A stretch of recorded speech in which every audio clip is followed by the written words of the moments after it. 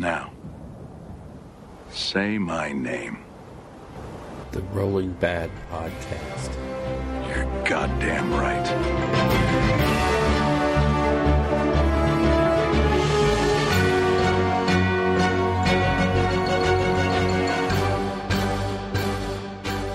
Coming to you almost live from our well-isolated and 6-foot minimum distance war room in Rio Rancho, New Mexico.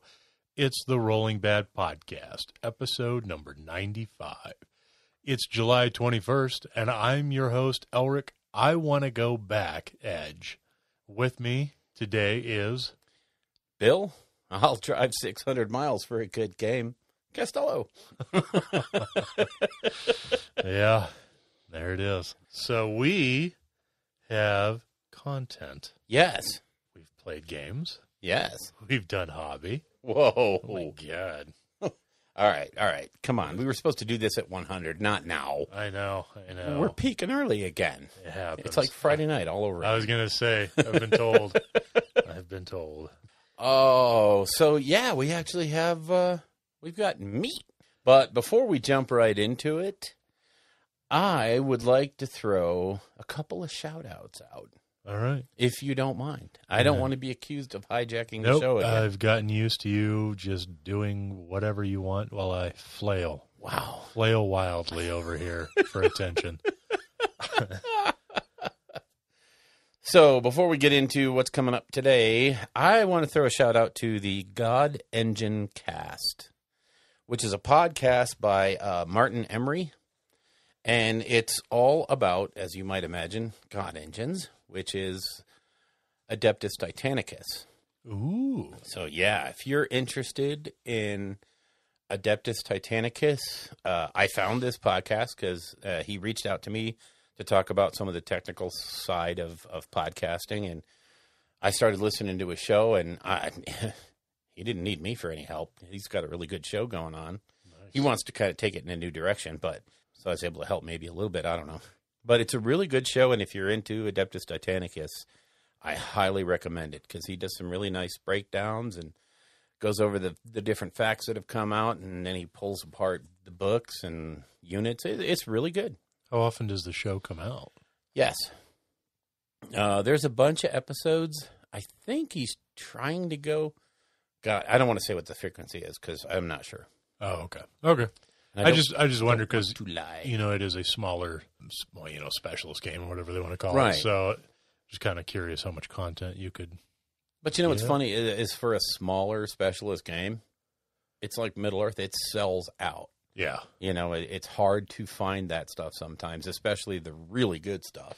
Yeah, I've noticed some of the original stuff. It's funny to say original. It's been out for like 2 years. But some of the first run stuff goes for substantial amounts online. So.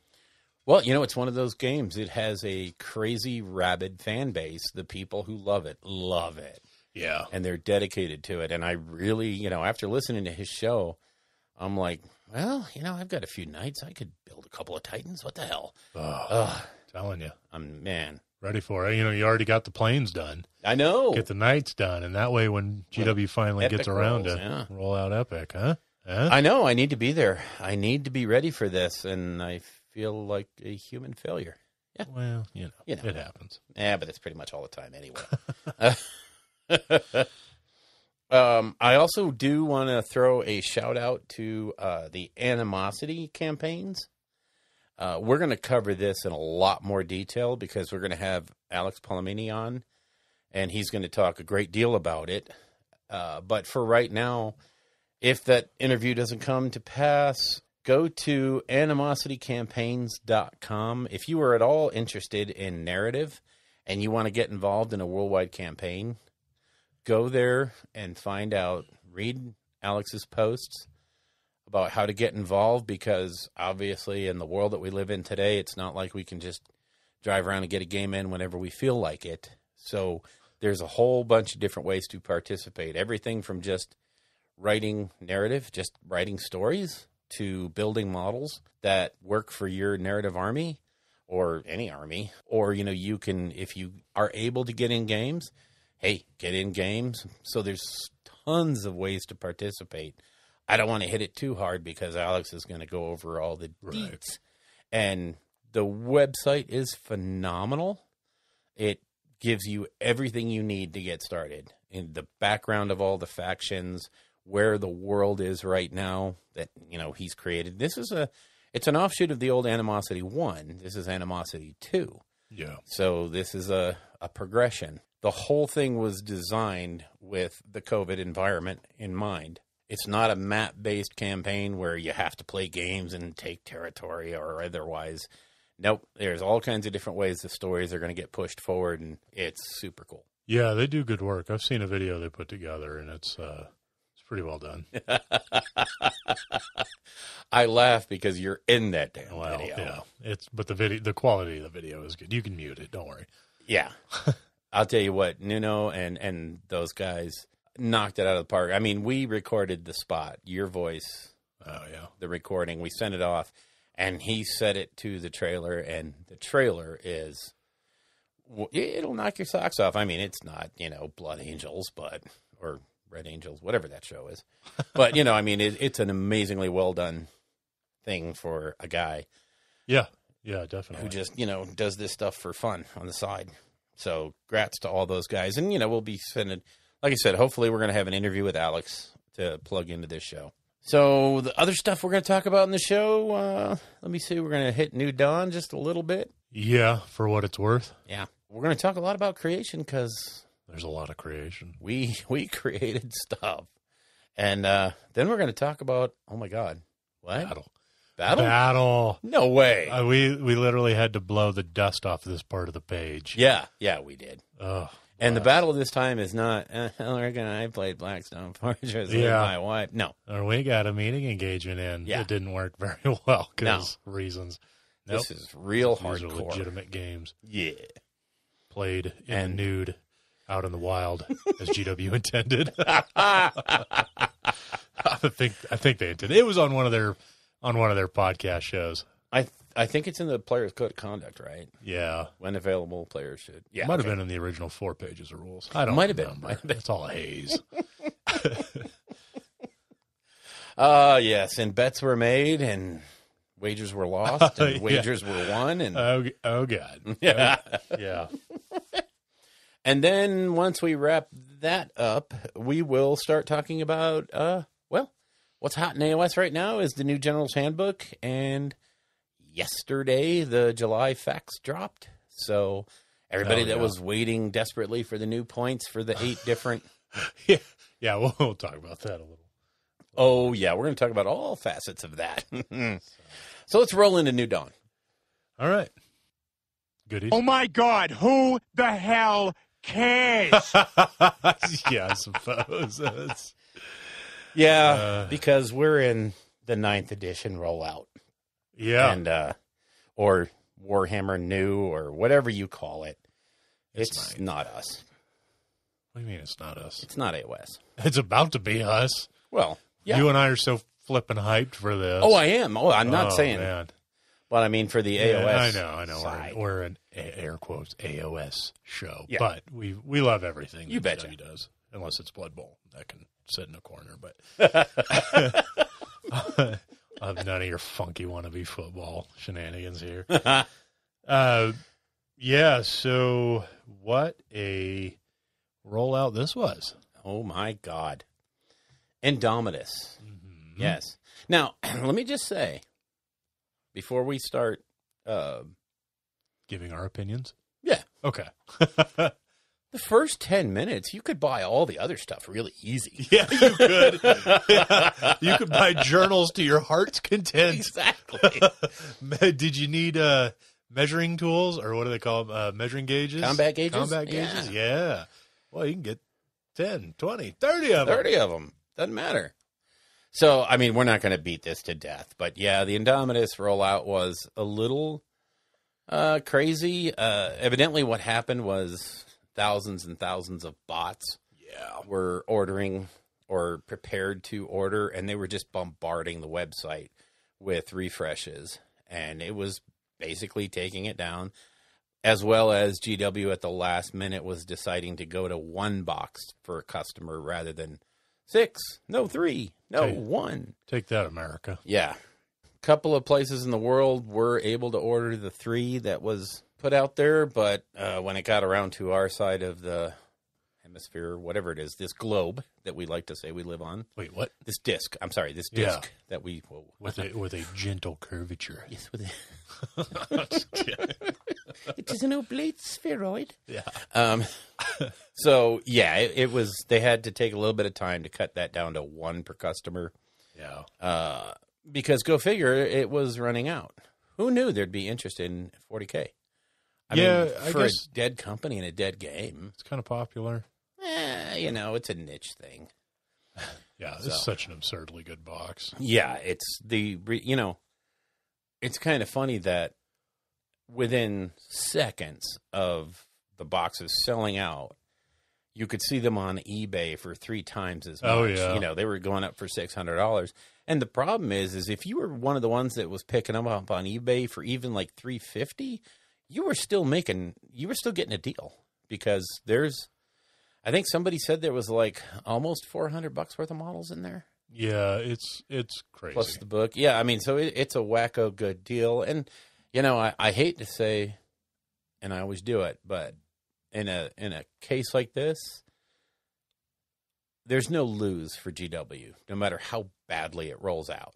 Yeah, I was kind of thinking about this, right? So you figure the initial presentation was 45 to every store, independent retailers. Right.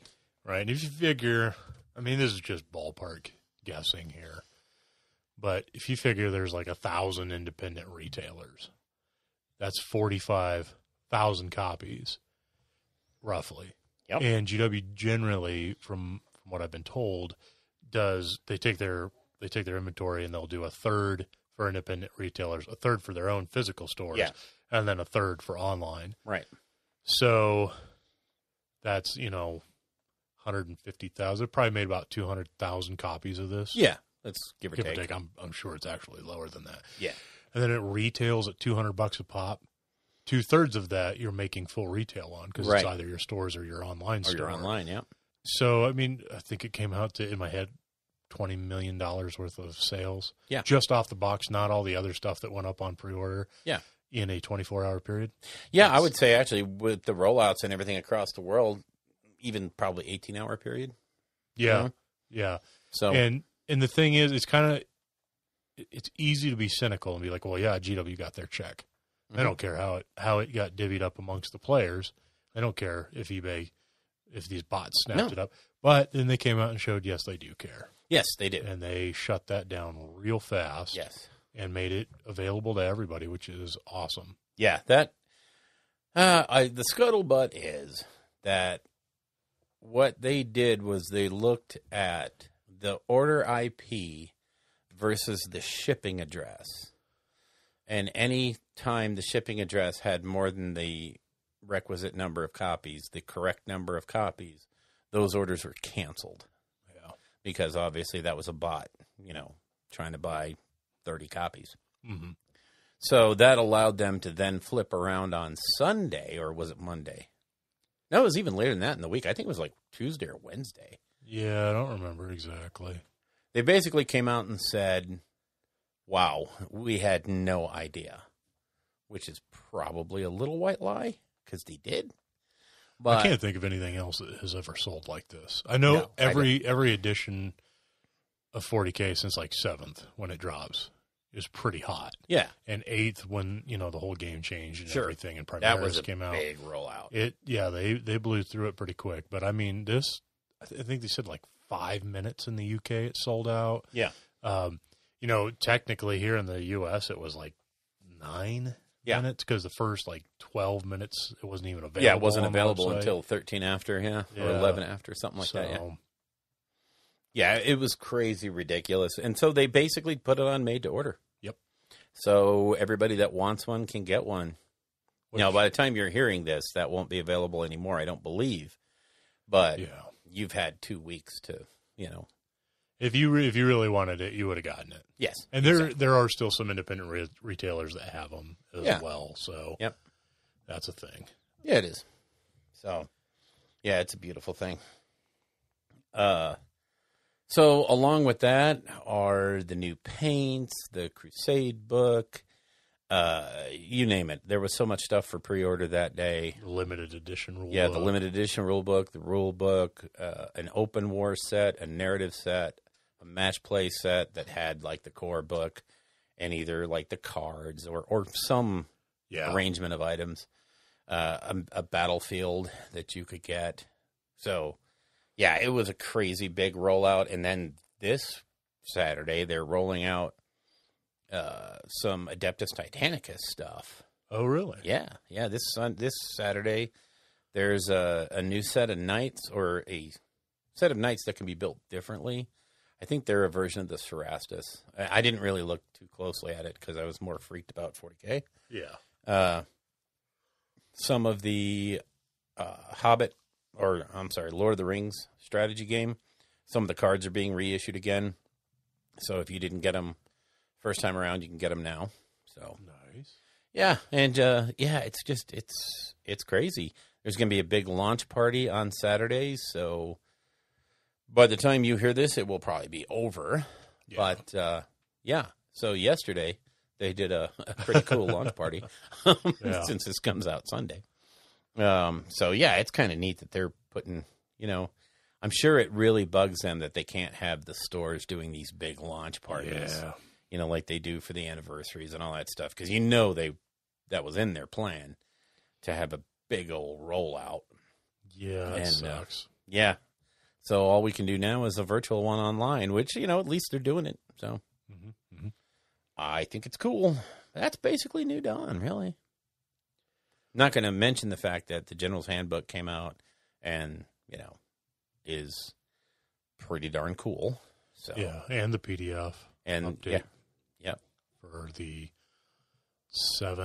8 armies, The 8 factions, that aren't in the new GHB. Yep. Which I thought it was funny because people have been clamoring for them, and then they dropped, and I went immediately to go look at them and realized guess it doesn't mean anything really because I didn't know what the books were before. It's been so long since we've really had to knuckle in and had to read. focus on what point values were and stuff like that. So I was just like, oh, okay, I guess this is the new point value of Fiends.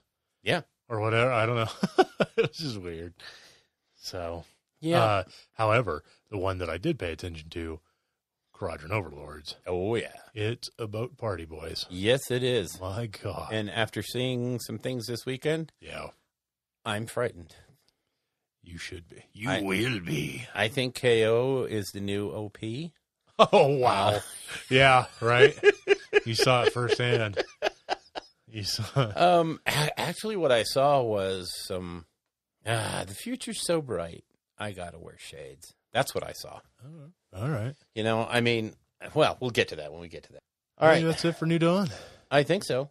It's interesting to not have just an absolute wave of stuff to talk about, but what is to talk about is probably the biggest thing. It's huge. Yeah. Dominative. So, that's awesome. So let's cruise on into creation. Warrior, build me a home worthy of Mordor. So good. God, I love that. I know it's too long for a beep trailer, but I don't care. Yeah. I don't care because I think everybody else loves it too. And if you don't, you're wrong. Yeah. Just flat wrong. Yeah. Get your head right. Yeah. Andors.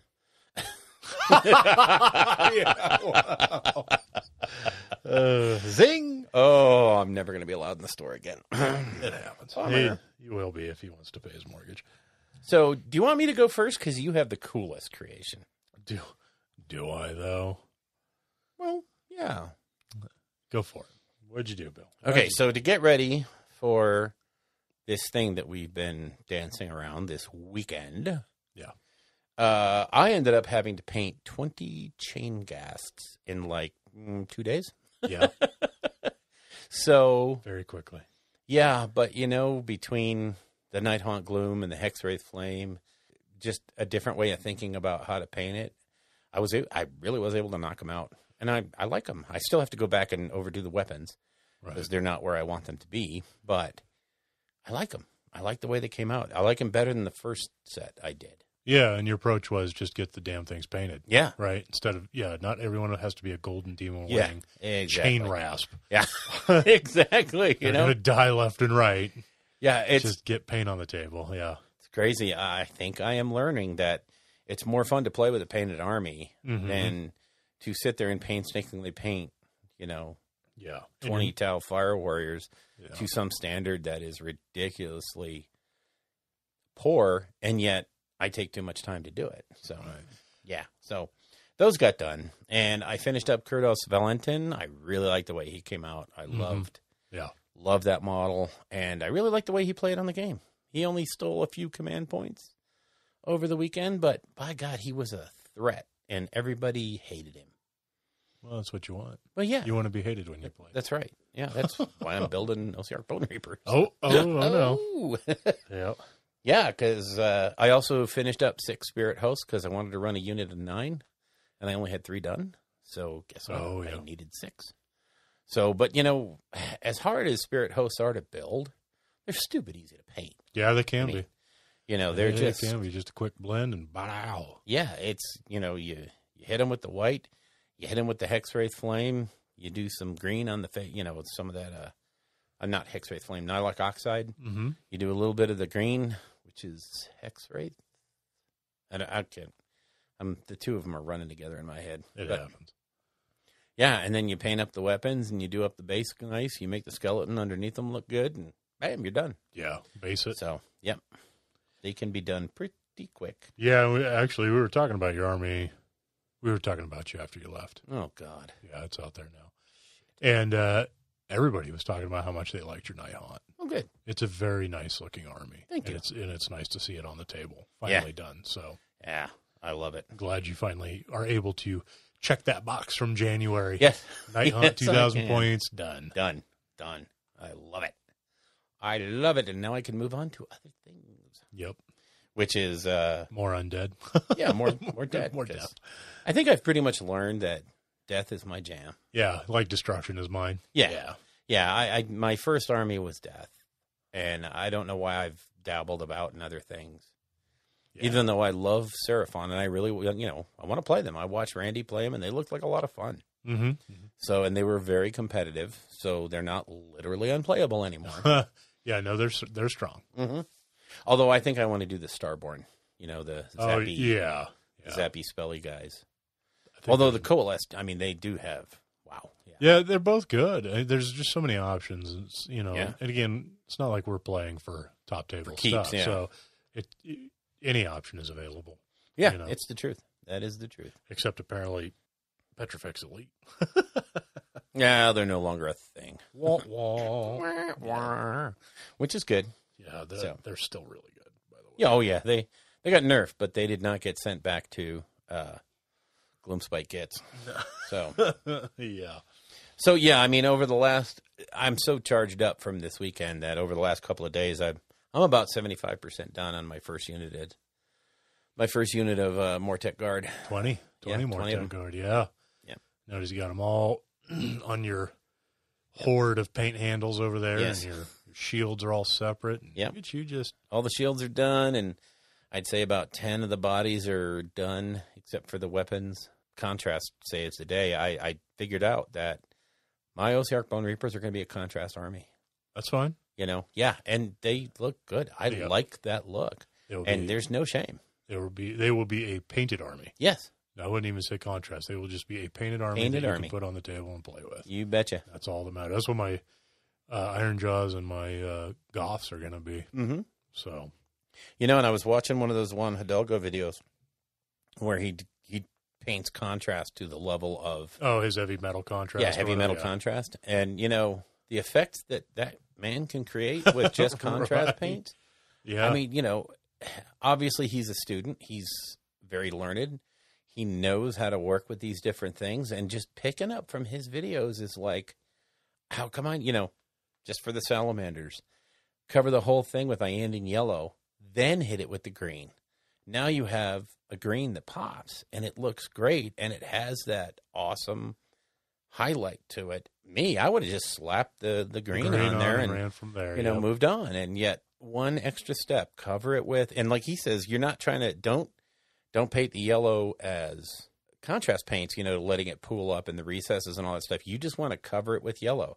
So I'm like, okay, so I throw it in the airbrush, and I just hit each one with the airbrush. And boom, I'm done.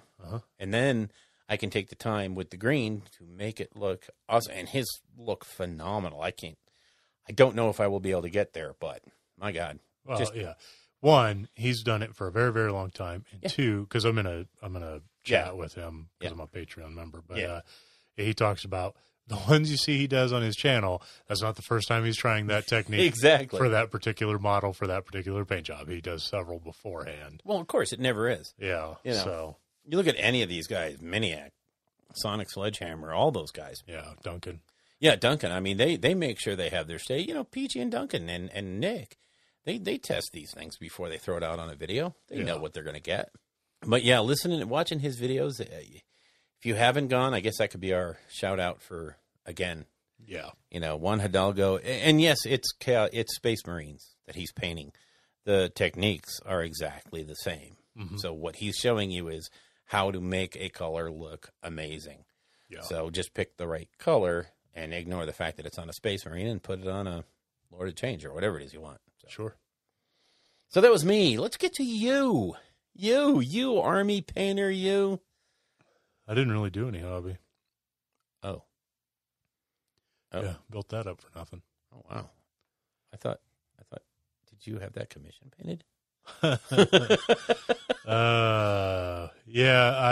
Well, depending on who you ask.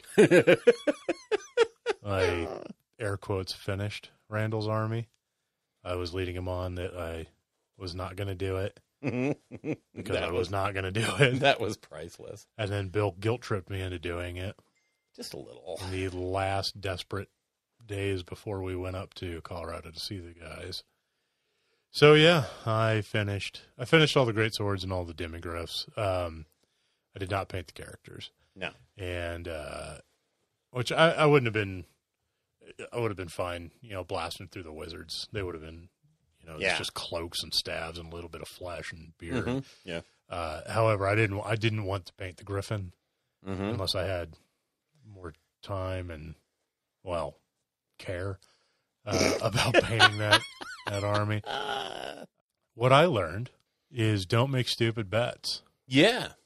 Don't make stupid bets. That I can. Painting a whole army for somebody for free because you made a stupid bet is not the best thing to do. Nope. Especially when I'm not a painter. Right. I don't enjoy it. I don't enjoy the hobby aspect of this hobby. I like to play the game. Right. So, yeah, it was no good. But it's done. I think the thing is, and I think you've been realizing this along the way, you do enjoy the painting part of it, but not when it becomes a chore. Yeah. Not when it becomes a thing you have to do. Yeah.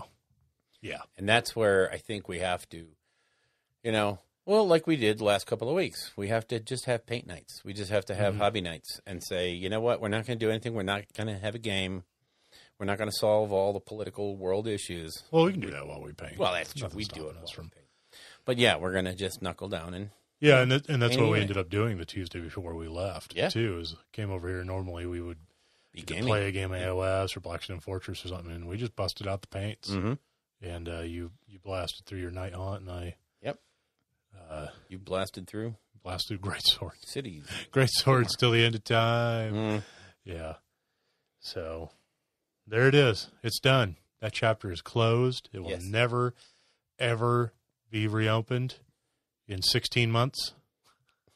Are you sure about that? Yeah. Okay. For sure. All right. I'm gonna beg to differ, but okay. All right. So yeah, that was our creation. We pumped out a lot of stuff. Yeah, and I'm pretty hyped. I'm going to take a little bit of a break. I just want to melt my brain with video games for probably like a week or so. Oh yeah. And then I'm pumped to start painting Goths and Iron Jaws. In fact, actually, and we'll talk more about this, I kind of want to jump into my Kharadron Overlords. I would hope so. Yeah, good times, good stories there. They were amazing on the table. Yeah. They were very, very, wow. You know, God, I hate to say this, but it actually made me look at that army, because the more I looked at Randall's KO army, and he's done a very nice paint job on that thing. Yeah, it's a perfect example of how pictures don't always do a paint job justice. Yeah. Because he's shown me shown all of us pictures of his KO. Yeah. In the chat, and I'm just like, good God, it did not look good. I'm sorry. And I was very clear that I was not a fan of his army at all. Yeah. And then he busted it out when we were up there, and I started looking at him in person. And I was like, oh wow, actually. Yeah. Like this orange works for some reason. I don't know if it's his phone or whatever, taking the pictures, the lighting, whatever it was. But yeah, it looked like a completely different army. Yeah. The orange looks smooth. It looks good. Yeah. The orange blue, standard rolling bad colors. Yeah. Even if he doesn't want to admit it. Yeah. We paved the way for him. Yeah, pretty much. We tried for him, but but it looks good. Yeah. Cool. All right. Enough saying positive stuff about Randall. Good okay, Lord. let's get to the bad parts. Yeah. All right. So.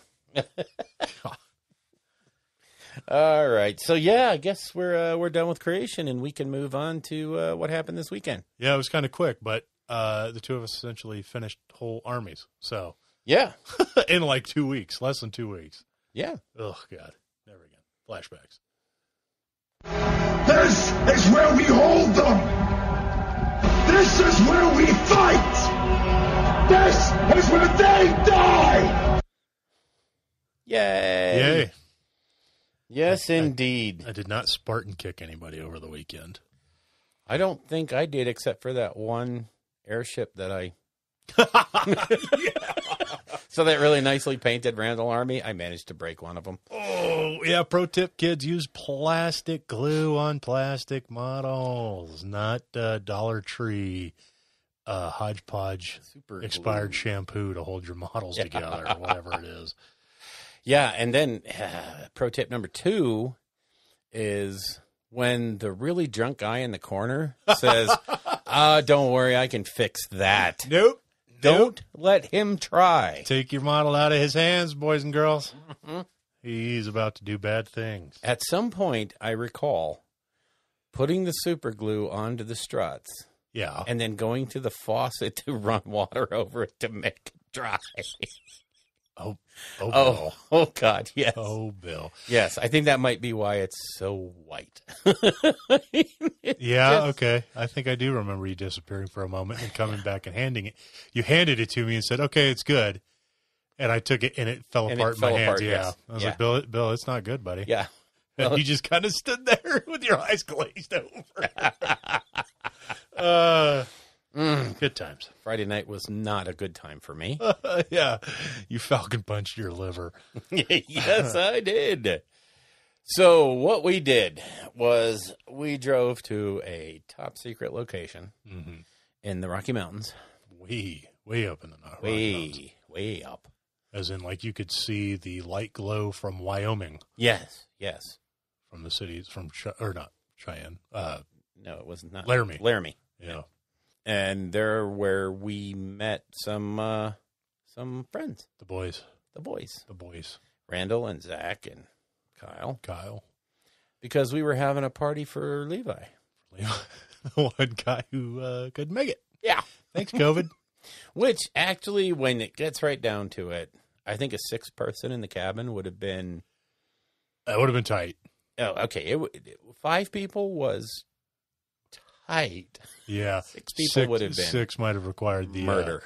The fire marshal to break up that. Yeah. That I mean, as it was, every night we had to put up the game table so that I could roll my mattress out and sleep on the floor. So, yeah.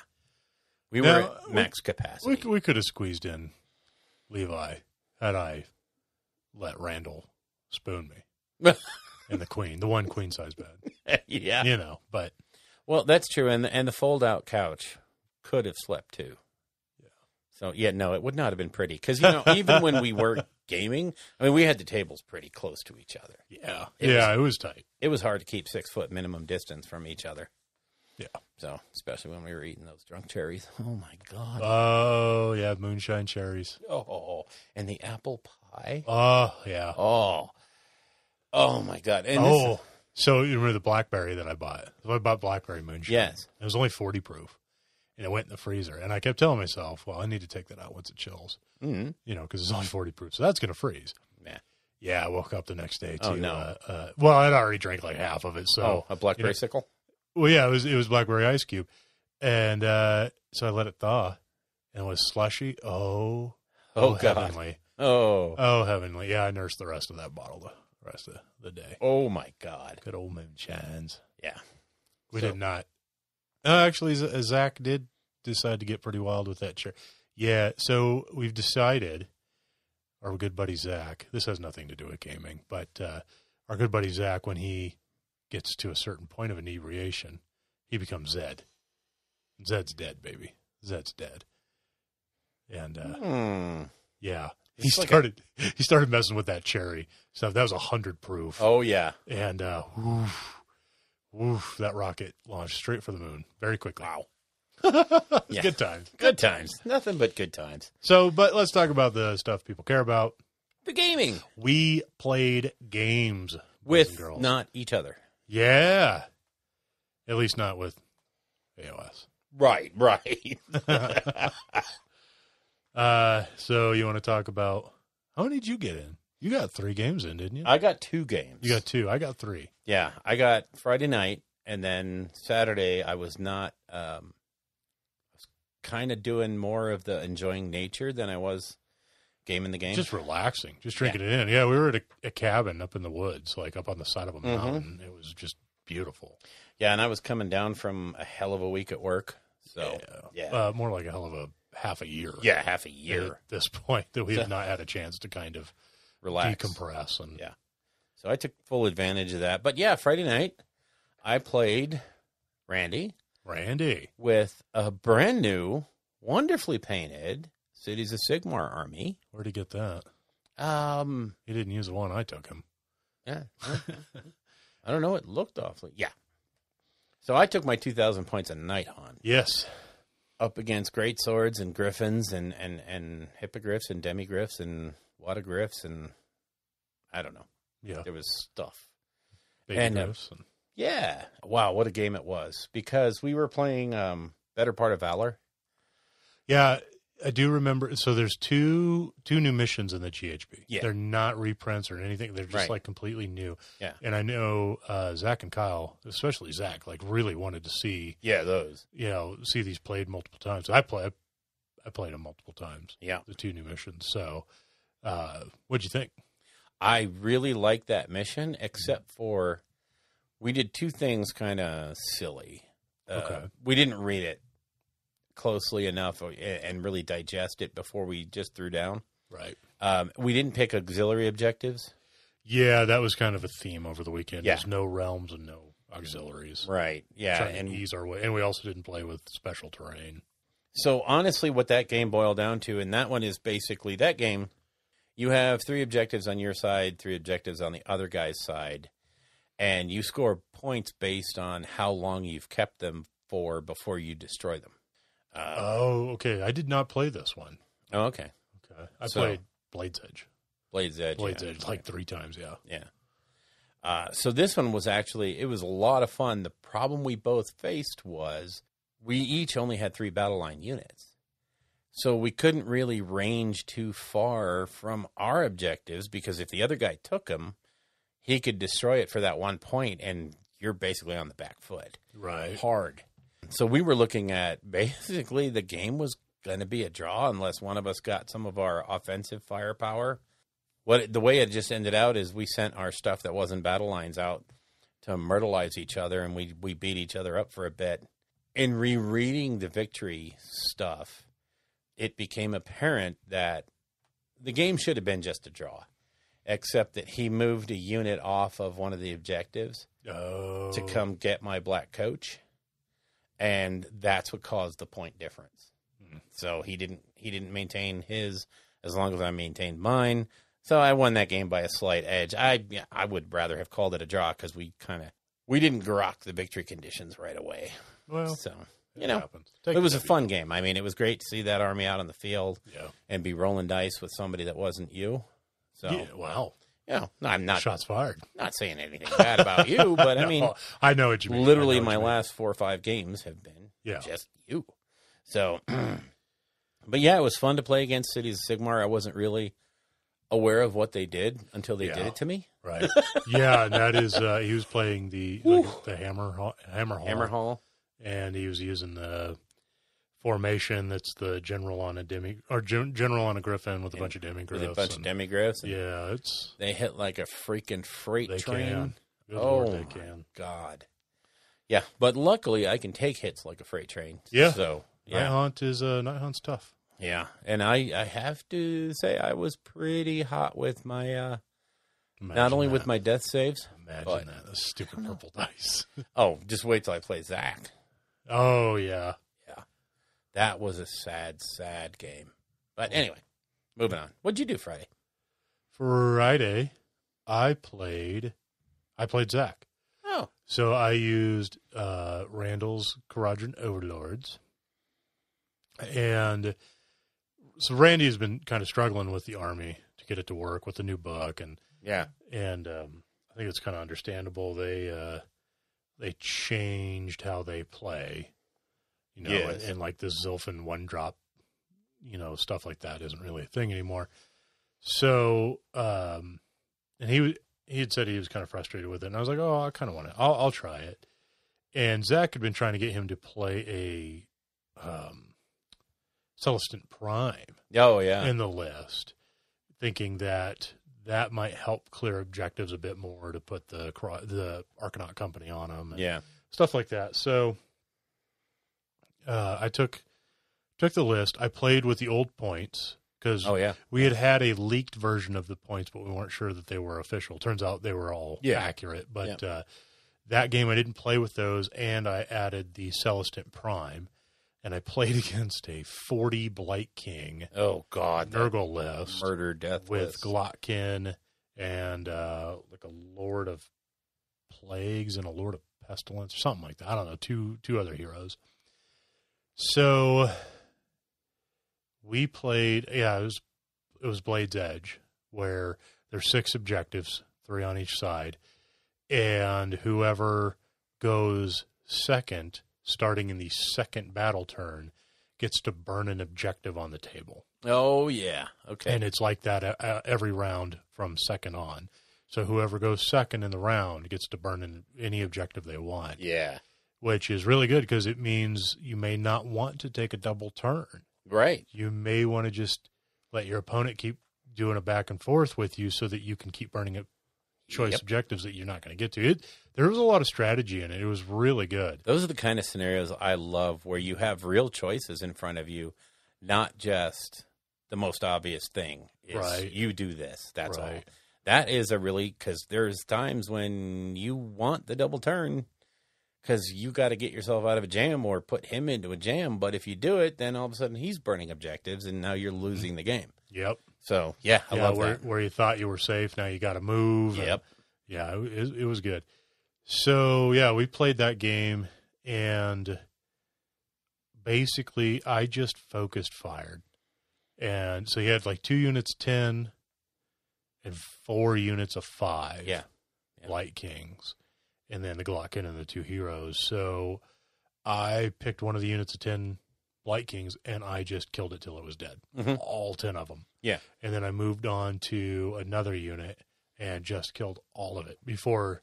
And I wasn't divvying up my attacks or anything like that. Yeah. I was making sure I Everything absolutely goes there. Yeah. right. And now the Celestant Prime was a bit lackluster. He charged in on the Glotkin, whiffed all his attacks, and barely did anything, and then just died. And it's easy to forget just how fragile that guy can be. So he's like 340 points or something like Yeah, that. I'm It's not a lot. fan. I'm not a fan. Yeah, but the thing is, the psychological effect that it had on Zach to know that that dude could drop anywhere at any time. Yep. You can't discount that. No. So, anyways, so it was back and forth, and I ended up pulling out of a win, barely, due to a failed 9-inch charge. So he went bottom of 5, and I was up by 1 point. I let him go second. No, he took top. I'm sorry, he took top of 5. Yeah, and I burned the objective from underneath him, and I had the other 2, the last 2 objectives, which were on the other side of the board. And he had been saving all his contagion points. He never used a contagion point the whole game. Oh my gosh! And he got all happy, and he's like, "I'm going to chain summon until I get a big unit right in front of your." Because I had like a gun hauler holding one of the objectives, and that was it. And he chain summoned all the way over until he had 10 plague bearers, and they were 9 inches away from the objective, and he rolled a 7 for the charge and failed, and that was game. Didn't have a command point? Nope. Nope. It was something else. It was a really, really good game. I was very happy with the performance of the KO.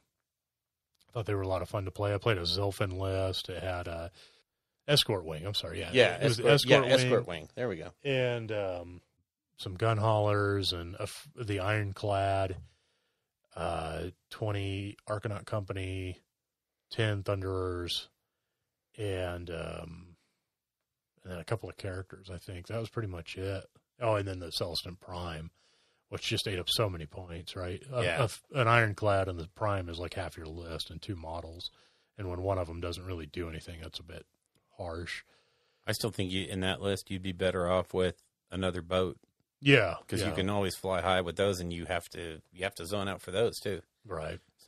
So yeah, it was fun. I think this is the first time I've ever played Zach, actually. So wow. Yeah, I chalked up a win against Nurgle. Nice. And that was Friday.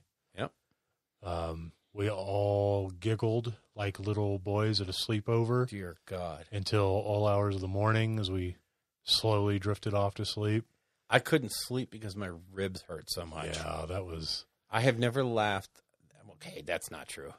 I laughed so much. I haven't laughed that hard in a long time. The just silly crap we were doing.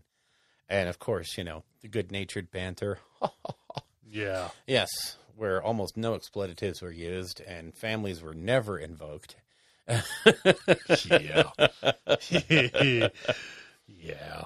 Yeah. And we discovered a new drink that Zach knew. The Johnson. Called the Johnson. Kept going around giving us all his Johnson. Yeah. And you know what? I liked his Johnson. It was good. It was a tasty Johnson. Big time. Yep. And, it's nothing more than what, Sprite and vanilla vodka? Yeah, that's all it is. Yeah, except it just, it hit the spot. God, it's good. Yeah. And when you consider the moonshine that we were drinking and, there was a truly absurd amount of alcohol. We bought way more alcohol than I think we could have actually consumed over the weekend. I brought a whole bottle of gin, and I think I only touched it that one night. Oh, yeah, it's actually in my car. Don't let me forget that. Oh, okay. I brought it back for you. Oh, you didn't need to do that. I could have donated it. Oh, well, there was still tequilas and rums and vodkas and, and beers. Cool. Yeah. All right. Anyways. Yeah. So Saturday dawned bright and clear, and Kyle made breakfast for everyone. Yeah, he did. Yeah. Yeah, he did. Yeah. What a guy. What a guy. What a host. A hostess with the mostest. That's right. So I knuckled down to play a game with Zach. You did. And, because you beat him the night before, I figured I would give him a chance to get right back on the horse. Okay, the lies are... Yeah. What was crazy was I was really impressed with that Blight King list that he had. Right. And I was kind of half interested in seeing it go up against the Nighthawk because I figured 2 resilient armies going up against each other, it's either going to be just a dead, dumb grind or it's going to be fun. Yeah.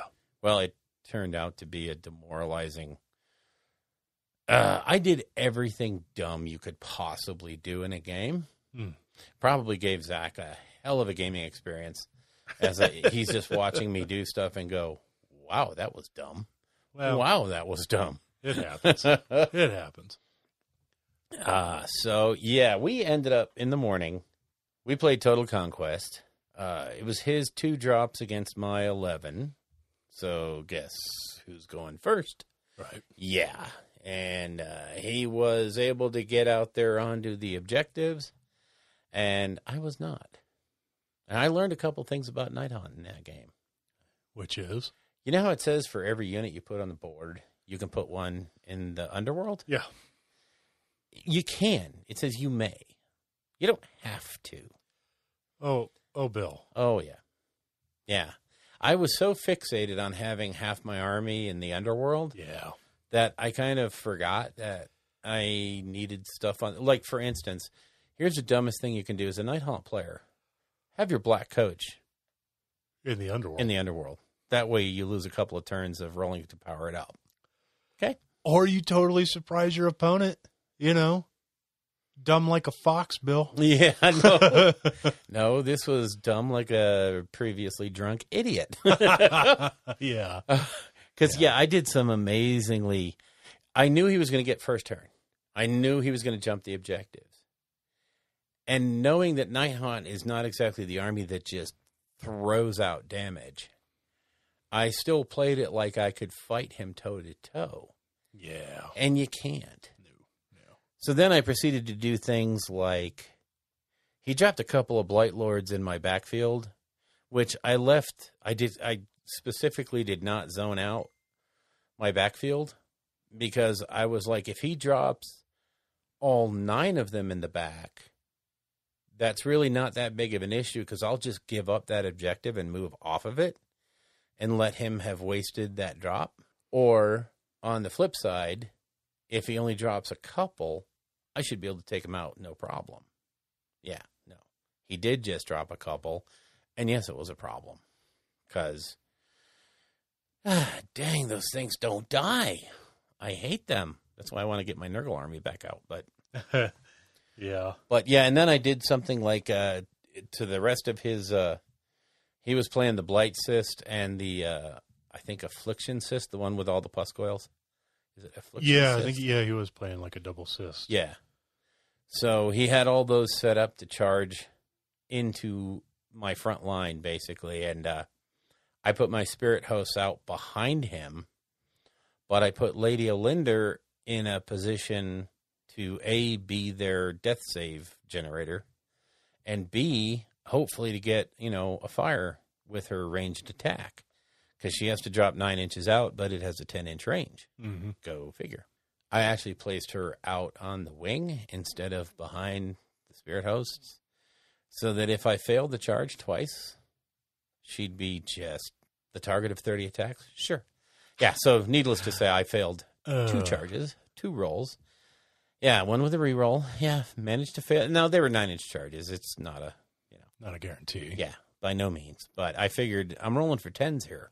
Yeah. I'm rolling for that, smash 9 Spirit Hosts into your Absolutely. stuff, 36 That's attacks no joke. twice. Or more than that.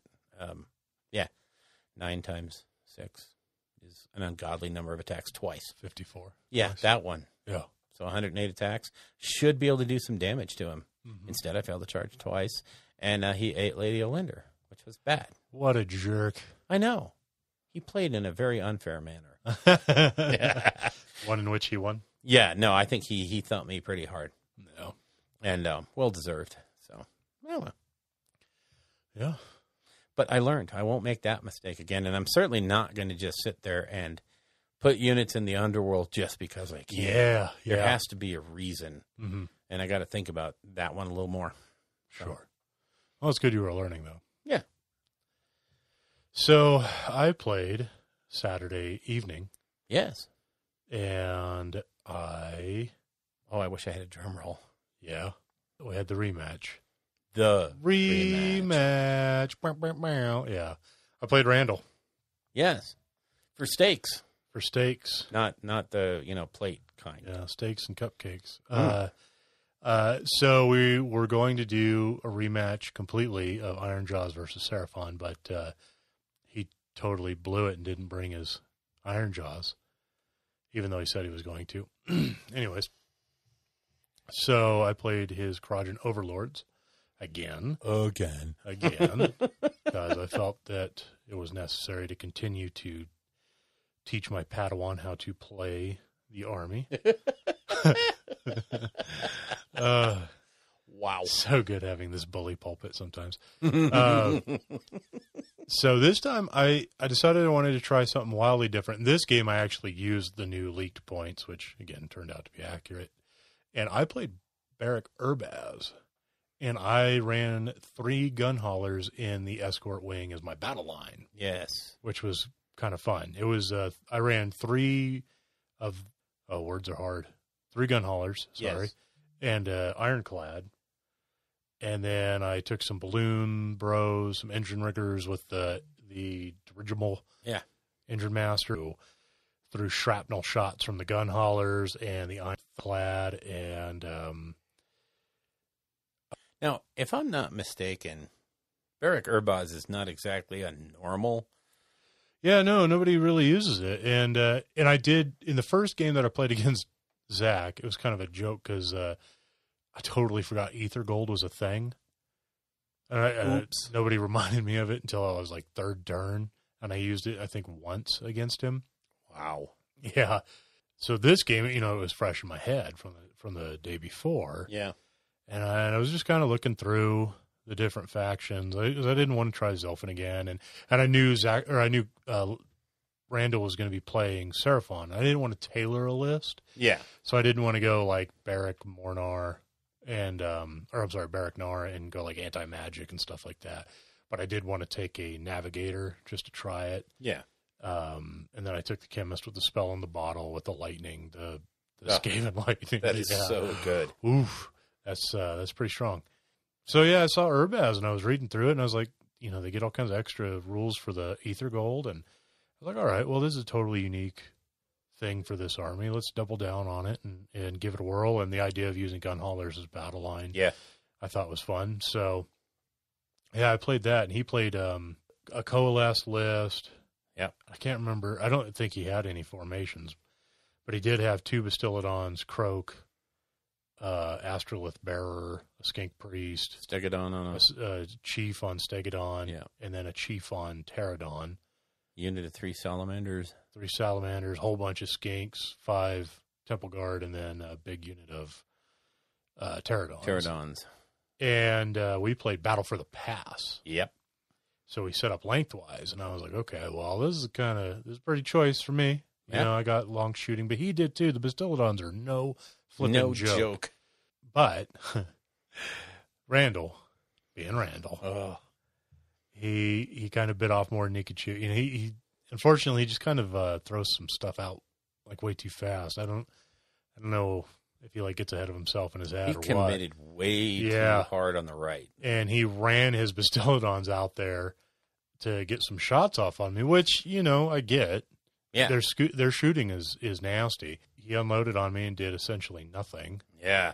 He had amazingly bad rolls. Yeah. And he popped the ability to shoot one of them twice. Yeah. And still got terrible rolls. I think he did 3 wounds to my ironclad or something. I think he did 6.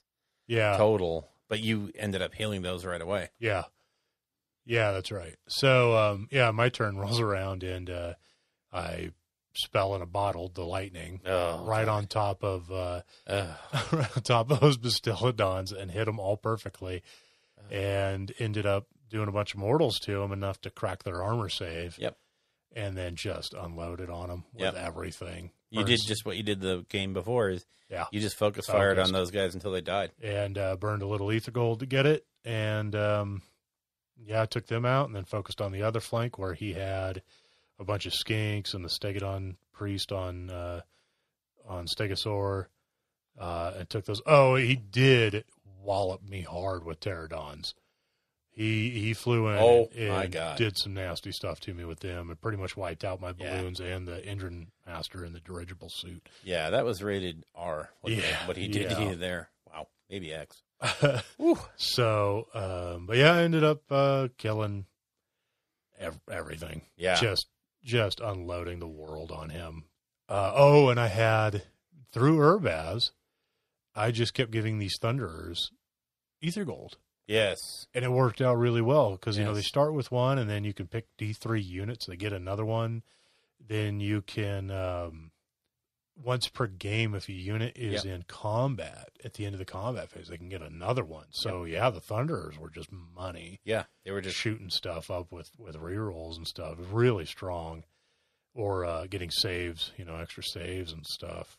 So it was really fun. It was really good. I ended up beating Randall, as you do.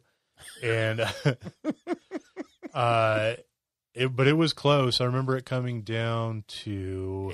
I thought he actually had pulled it out at one point because I didn't think you could come back in the time left with points. Yeah. I thought he had jumped out to too much of a lead. Yeah. He was up on me big time in points. And Yep. then I just managed to clear everything off so that all he had was his one that Croak was babysitting for 1 point. And then all of a sudden I had everything else. Yeah, when it was 13-6, I was like, I don't know if he doesn't start toppling. 13-5. Yeah. I think it was 13-5. But then when you grab that right-hand side with he did make, I think the one big boo-boo was to drag that unit of Thunderers into that close combat, which put them on the objective. Yeah. It was pretty tight, man. Yeah. It was a really good game. It was a lot of fun. Yep.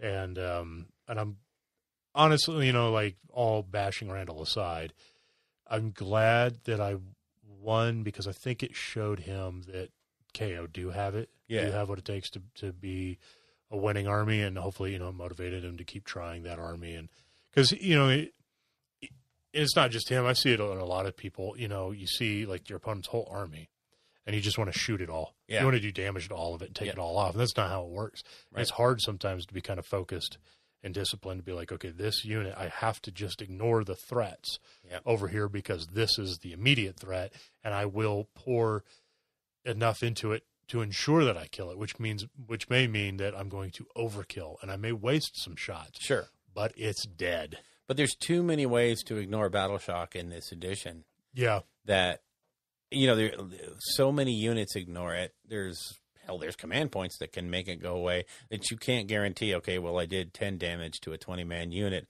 The rest will probably melt away. Right. Well, yeah, no. Nope.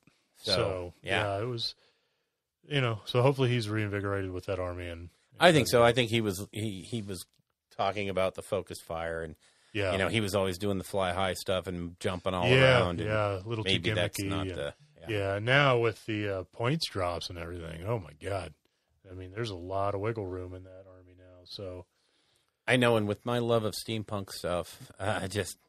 Hey, you want to do a KO army, don't you, buddy? You know what? I want to buy a KO army. Oh. I don't want to do a KO army. Yeah. I want to have one. I don't want to build and paint it. That's for darn sure. But it would be darn sure fun to play, I think. Yeah. Yeah, that's in the future pile. But we still have more battle. You have battle from Sunday, because I had to leave Sunday morning, early Sunday morning. Yeah, unfortunately. So, yeah, it was kind of a bummer, but what the heck? I had commitments to be committed to. So I wanted to get home in time to get some sleep for Monday morning. So that meant leaving kind of early. It's a long drive, but gosh, the first like 70 miles of that drive up in the mountains is, it might be only 20 or 30 mile an hour, but the scenery is gorgeous. Oh, yeah. And unbelievable. Gosh. Beautiful. Yeah, I left Monday morning, and I left early enough that I got some pictures of, like, the sunrise over the lakes. And, nice. It was beautiful. Yeah, certainly was.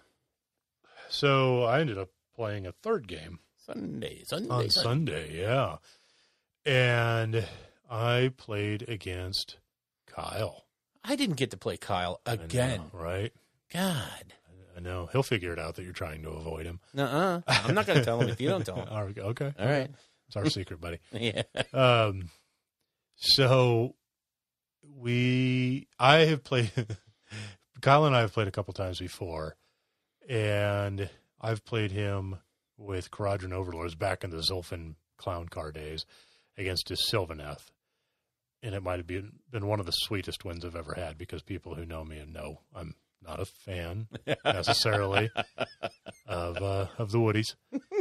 And I absolutely annihilated him, practically tabled him with them. So that was a sweet win. And then he had beaten me after that.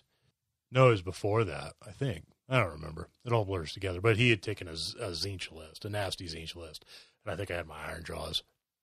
And he zapped me off the table pretty hard. So this was kind of like a tiebreaker, you know? And it all comes down to this. Yeah, so it didn't, obviously I didn't have the KO because Randy had already left for a rematch as far as that goes. Mm-hmm. And he didn't bring his Zinch. I have Iron Jaws. So he played his Sylvaneth, which already started triggering me. just seeing the models. Just kidding. And I played his Gloomspite Gits list. Now, I played a very particular flavor, the bouncy, squiggy kind. Oh, God. Yeah. Oh, no. I played a Squigalanche. Oh, no. Against, he brought Alariel, he brought Drycha, and he brought a Tree Lord Ancient. 30 Dryads. Oh, my God. 30, oh, God. Oh. 30 Dryads.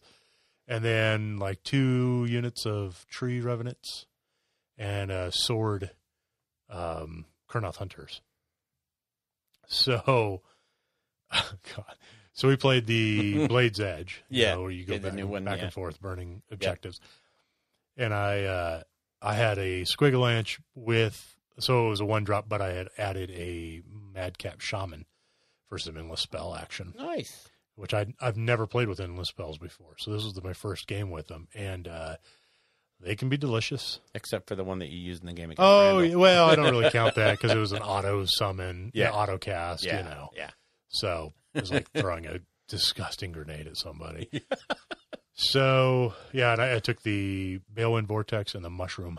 Oh, nice. The crazy good, tasty mushroom. Yeah. Oh, my God, that smells so wonderful. We deployed, and it kind of hit me then, just how small my Squig army was. Mm.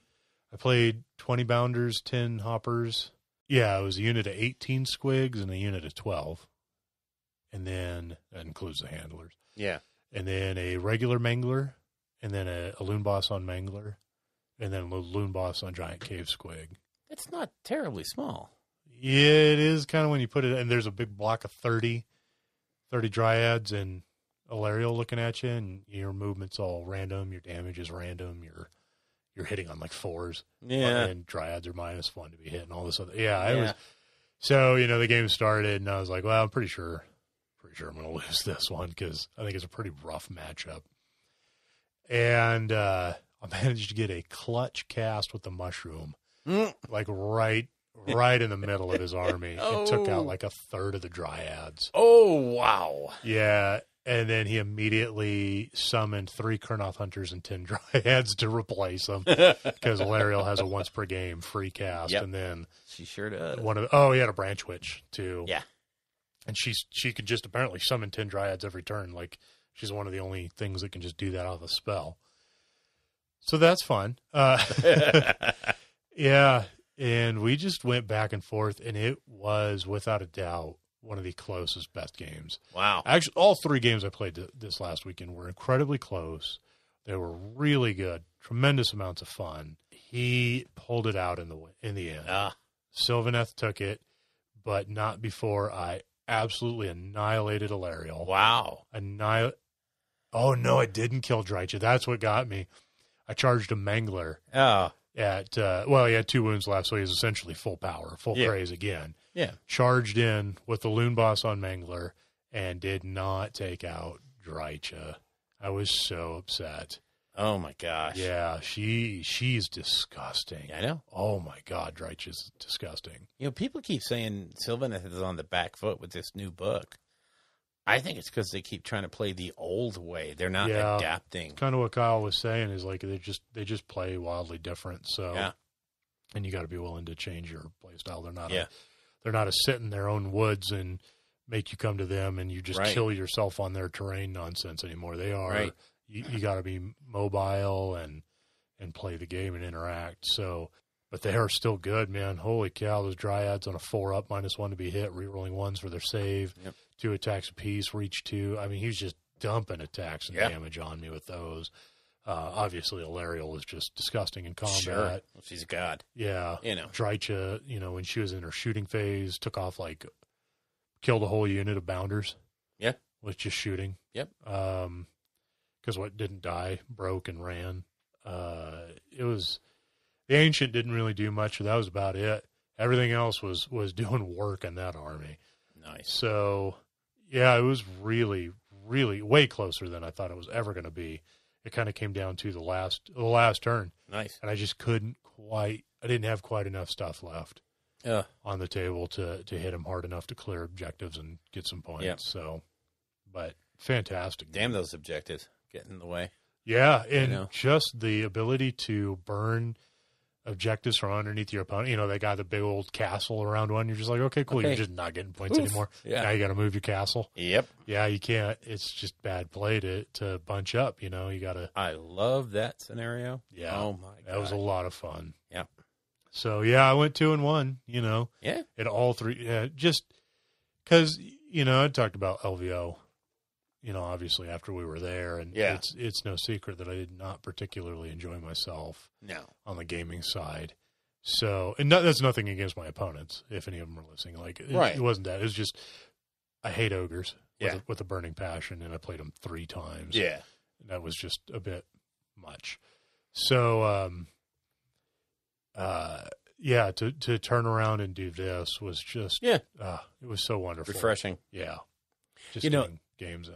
I'll tell you one thing, that it totally rejuvenated. You forget how sort of, I don't know.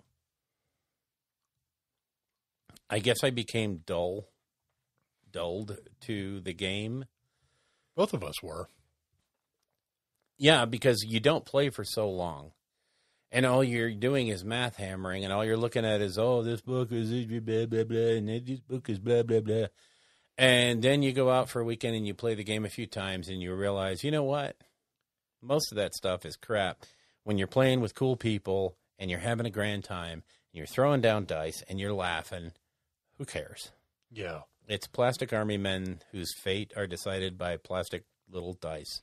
Yeah, it's just tons of fun. And if you play the game well, decently, you will have a chance of doing stuff. If you play like a fool, you will probably lose. That's all. And I tell you, I had as much fun watching the game. I think it was Saturday afternoon or evening, watching you and Randall play your bet game. Yeah.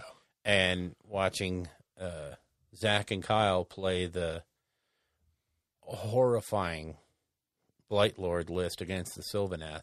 Or actually, no, I'm sorry. It was the Thrice-Fold Befoulment list. Yeah. Against the Sylvanath. And just... 3 Guos on the table. And what was great was watching Zach play it and figuring out different ways of looking at things and different ways of doing stuff, because I have that list. Right. Well, no, I'm sorry.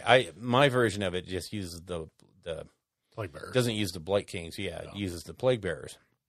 But seeing what he was able to do with a little bit more freedom and a little bit more hitting power, I was like, okay, I'm checking that one out of the closet too, because that one's fun. Nice. Yeah, and it's hard to want to stay motivated about a game you're not playing. Right. And we've talked about how we feel our enthusiasm waning a little. Yeah, and it's reflected in the show of how we're just not as into it anymore. We're not there, yeah. Yeah, and after this weekend, I think it was definitely the boost we desperately needed. And look at me, I just came home and started painting units, Yeah. When like have I said, I ever done that before? I'm going to take a little breather, because that was a hell of a chunk to get through, and then right into the Iron Jaws and the orcs to anticipate 9th, because we got some ideas for that too in our heads. Oh yeah. So good times. One quick go back on this wonderful weekend. Mm-hmm. In about 16 months, you're going to have a new unit for your army. We didn't cover that you actually won the wager game. I did. So Randall and I threw down again, and I told him, look, we're not going to do it for armies. That's absurd. That's too much. Because Yeah, it was awful. So we came up with new rules. New rules. We were going to do characters. You pick a character. Now, beforehand. Yeah. So we both agreed on a character model that was to be painted by the other person in a scheme. All of that, beforehand. Yeah. And and we obviously narrowed it down from painting like Archeon and Alariel and stuff like that. Yeah. So he is getting ready to fire up a Beasts of Chaos army. Yep. He's pretty excited for that, which is awesome because beasts are not particularly great, but it's always nice to see people in the community give them love and they look so cool on the table. They do. They are a gorgeous army. Yeah, I wish they were I wish that book was a little better. Yeah, missed opportunity in the Chaos line, but that's they'll get back around to it, I'm sure. Exactly. And he wanted me to paint. He was going to convert up a Doom Bowl. Yeah, and he's been painting. He painted the heck is that thing? Not the Thaumaturge, but it's the choppy version, the fighty version. The Ogroid. I don't remember. Whatever. He painted one of those up. The Fulmoroid Crusher from Warcry, yeah. No, that's the big monster. I don't know. Whatever. Yeah, no, it's not. Yeah, you're right. I can't remember. If only we had a device in the palm of our hands that had the entirety of Age of Sigmar in it. Anyways. So he painted up in this really cool blue scheme, like an icy blue. Yeah. And he said, I'm going to scratch build a Doom Bowl out of plastics because the one that exists now is a god-awful resin fine cast kit. Yeah. Or if you want to dig up the metal one, that weighs as much as a Winnebago. Yeah. So I told him, okay, well, yeah, you convert that and ship it to me, and I'll paint it in that scheme. And I told him, okay, and I want a Mega Boss on foot, just box art, because that's what I'm painting my Iron Jaws. I'm doing Gazkul's green, not Gazkul. Good Lord, get your Gordrak, Gazkul.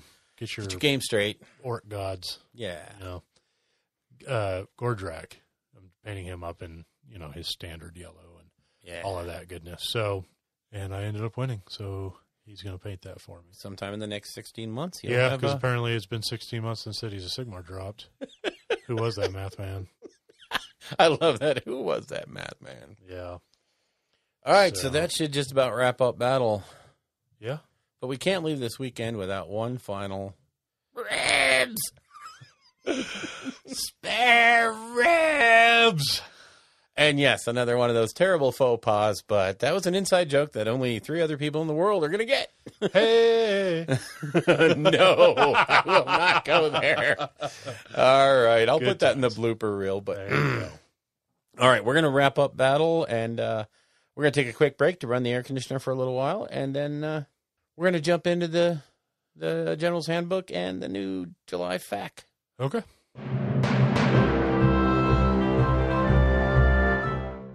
Yeah, so now we're going to talk about the GHB and the FAQs that dropped over the weekend. Now, I think we're just going to kind of talk about, I guess more of the match play aspect. Yeah. As far as points, adjustments, and things like that. And then next episode, when we have a chance to kind of sink our teeth into it more. Yeah.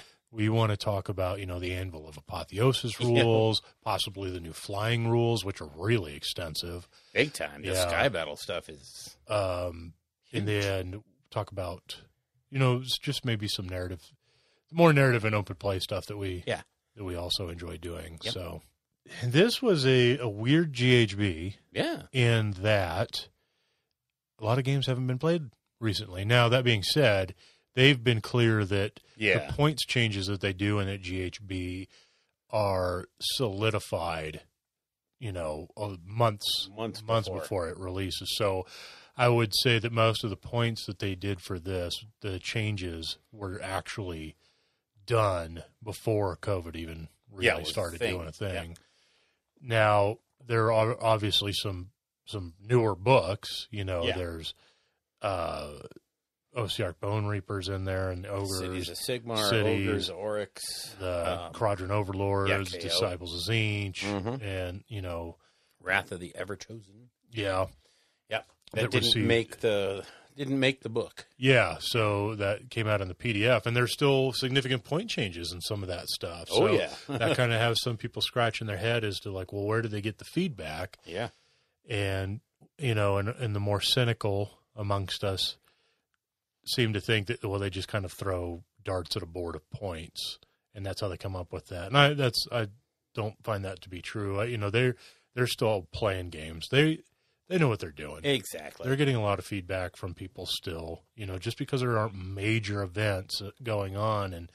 And I have to wonder sometimes how much those major events actually play a part in points adjustments, just because I don't know, Beasts of Chaos won a tournament, so did that just keep them from getting points adjustments? Because one guy did really well with them one time at this one place. Yeah, no, I don't think so. Yeah. I mean, I know they take that stuff into account. They said so, but I don't think it's the end-all, be-all. I think the big events and stuff, it gives them trend information. Sure. And it gives them an overview of what's... But you can never sit there and accurately say, we need to change the points because, Bill Sousa did this at this tournament with that list, so that needs to be nerfed. Yeah, I think it's not how it works. I think it's a much better barometer for, wow, this one army just keeps crushing. Right. Month after month after event, kind of like Slaanesh did, but even Slaanesh burned out a bit. So, basically like old school Zinch and old school Stormcast, back in the Warrior Brotherhood and in the first Change Host iterations, those shenanigans. And even the second Change Host, and they nerfed that one pretty quick too. Yeah. So, I think that's where the major tournaments allow them to see. That's more what they get from the tournaments. It's like, holy cow, this one thing keeps popping up over and over and over. Like, what's going on? What happened that we didn't see, or whatever. So, and there still has to be a certain amount of credence given to, and I hate to say this, but influencers, But if Vince Ventrella and Rob Symes and AOS Coach and AOS Dan and all these people are saying the exact same thing. This is bad. This is horrible. This is, there's got to be some credence given to that. And it gives them the ability to look at these things. And, I'm in a lot of WhatsApp groups because I like to, know what's going on in the hobby so we can talk about it. Sure.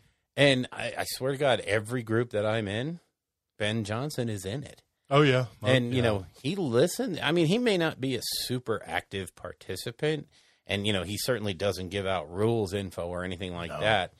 But, he's flipping through these things, and he's seeing how trends go, where things are going. And, if you're sitting there, say, on the Ogre Maw Tribes list, and everybody's playing this same list, and then you go to the Facebook group and everybody's playing the same list. And then you go to tournaments and everybody's playing you miss the mark. You have to adjust things to make more options available for people. Oh. And I hate to say it, but there's always going to be a time lag with this kind of stuff. Sure. It's not like he can look at an issue today and then tomorrow we have a fact for it. No, these things take some time. Well, and we've talked about this. I don't know if we talked about it on the show or just between us, but I don't know if you necessarily want that stuff to be instant. Yeah. Like, hey, there's going to be some rules clarification issues that do pop up. That's like, whoa, this is just printed weird or whatever. And they've done that, yeah. Yeah, but saying like, oh my God, this one thing is just absolutely bent. Change it now. I don't think they want to necessarily react to that stuff instantly. It's more of like, well, let's let it play out.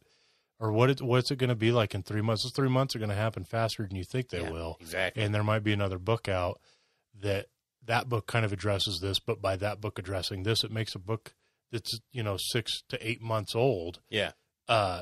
Valid again. Right. Just it's a swirling meta. You know, stuff like this changes like crazy. So, and the biggest thing to remember, and it's a hard pill to swallow for some people. There will never be balance.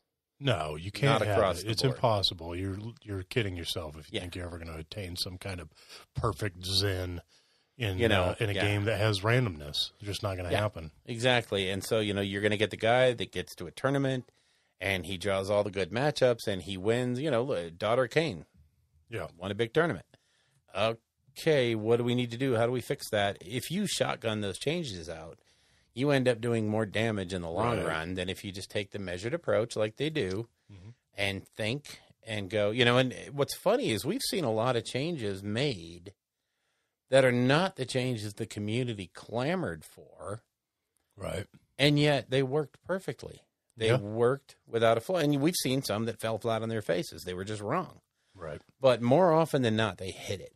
They hit it right on the head, and it's a perfect little, I never thought about that. That's cool. And conversely, we do see some direct changes that come from what the community is suggesting. So it shows you they do listen. They're always listening. Yeah. They're always here. And they know when you're rolling dice. Yep. So play nice. Yeah. So back to the General's Handbook and not so much Stroke and GW. Yeah. But so in this General's Handbook, for the 7 of you that haven't seen it, there's the open play section, the narrative section, the match play section. Yeah, in the open play segment, they devote 98% of it to the Skies of Slaughter rule, which is basically a mini game unto itself. Yeah. It's basically flying creatures with a different combat system, a whole different. It's more like the Stormcloud attack system from the 40K world. Oh yeah, I never looked at that. But. Yeah, to me, I bought it for the models, not really for the flying combat. But it had a very neat system in there, and they've basically ported it over and made it work with this. So it's a different. You're going to do combat with a winged bloodthirster up against one of the Griffin guy from Cities of Sigmar. Yeah. And it'll be kind of fun and kind of interesting, and one of them's a little more maneuverable, but the other one hits harder. So, it's kind of an interesting little mini game, and there's all kinds of hooks in there to throw that sort of game either simultaneous with a game on the ground or have that be the setup. Whoever wins the fight in the air, hey, they get to join the army, or say you're playing open play. Oh, so, yeah. There's different, you're not going to be, well, that's 2,200 points. It's not fair. No, there's none of that. This is open play. You're doing it for fun. You're going to be fixing things as they go. Mm-hmm. So it's a really neat system. I know Randall he was intrigued by it. I've only glossed over it, but I actually glossed over it again last night, and I was like, wait a minute, this is kind of cool. Yeah, we might have to give that one a run. I don't know. I think so. What armies you have that have flyers? I just take my Bloodthirster. Oh, yeah, you got Bloodthirster, and yep. I have my Quadrant Overlords. We could recreate that imagery. Oh, yeah. That's the Ironclad with the Bloodthirster coming down on it, and the one KO's hanging off the side whatever. Yeah. Here's a pistol for you, champ. Bring it, pal. Yeah. I'll shoot your eye out. Yeah. You'll shoot your eye out. Yeah. So, that's an interesting thing. And then, of course, they're in their ongoing effort to mess around with that open war coalition battle generator. They have a battle generator now to take your open play battle generation system and make it into a more multiplayer kind of thing. Yeah, I did notice throughout this book there's quite a few multiplayer battles. There's for design specifically for 4 or more. Yes, a very big focus on getting more people involved on the tabletop, which I think is kind of a very interesting flavor. At the narrative last year at LVO, I was really big on team games. Yeah, this would definitely help. Yeah, and I think team games in a narrative format they're a lot more fun, and you meet and talk to more people than you would if you just played 3 or 4 games, 2x2 games. And I really got to say, I cannot believe they have not released a rule system for an apocalypse level Age of Sigmar yet. It really shocks me. Yeah. It's just there for the taking. It is. And Now, that being said, you and I have not thrown down on like massive games. So I Right. don't know if Age of Sigmar itself just happens to scale really well to larger games. Maybe if we played 6,000 aside, it's It just didn't like, work. oh, well, yeah, it just kind of works. All right, well, fair enough. I don't know. Maybe we'll give that a whirl, later. I still think that'd be a bit. I mean, it's a bit much with the rules. As there's a lot. That's going to be a long time playing bigger games. 4,000 is going to be better part of a day. Yeah. Well, you're supposed to set aside yeah, a good chunk of time for Apocalypse. sure. If you're going to anyway, do so, something that big, you know going in. yeah. So in the narrative play section, and this is what we're going to hit. We're just going to briefly touch on this, but again, there's a whole section on team battles. So again, the multiplayer thing. The Coalition of Death rears its ugly head again because, again, this is a big thing. They're pushing this whole coalition thing, and there's a whole section in this General's Handbook about how to run organized events, both match play tournaments and, there's a Conquest Unbound section, and it gives you all the team format battles, the tournament pack, the army generators, the terrain generators. It's all in there. So if you want to run an event and you have this book, you're pretty much done. You can run an event from this book. Yeah. So I thought that was really quite cool. And then, of course, we go to the match play segment, which is where most of the people want to be. And what changed? Everything.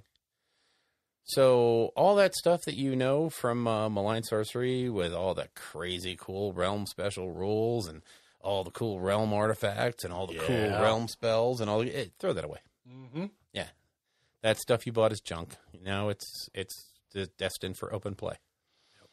So the realms have been reduced to basically a card or a small sheet. Well, the realm rules. The realm rules. The realms have a spell, an artifact, and a trait, and a command ability. And a command ability, and they're all very, very much simplified. When I say watered down, I don't want to make it sound like it was, slighted. They're not nearly as impactful as they used to be, which for tournament play is a very good thing because they come out and say that to make to be an official sort of event, you have to use a realm. And so these things will come into play at most organized events that you see. The Adepticons, the Novas, the LVOs. These are going to be the way going forward. No more of these amazing combinations of if you take this guy with this realm and this artifact and have this spell, instant win. Yeah. The Sword of Judgment, just chopping people's heads off. See ya. Well, I think the one you really saw just keep going and going was the Ethereal Amulet. The Ethereal Amulet, yeah, that was the big death thing. Yeah, or you put it on a Stonehorn, stuff like that. Yeah, big Maw time. Crush, anything with a 3-up, really. Sure. Get a lot of mileage out of it. You betcha. So all of those shenanigans are gone. Yep. And you have to say that's a good thing.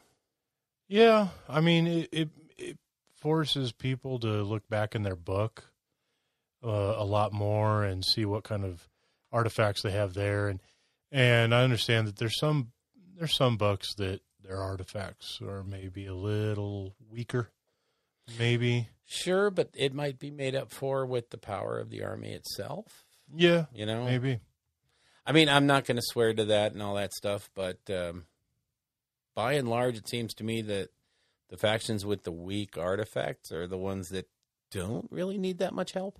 It's just a thought. Yeah. So also in this general handbook, we have the typical 18 battle plans, but there's a change. Yes. Only 12 of them are 2020 battle plans, updated and changed a little bit. Only 2 of them are brand new. There are 6 of them that are just carried forward from the 2019 book.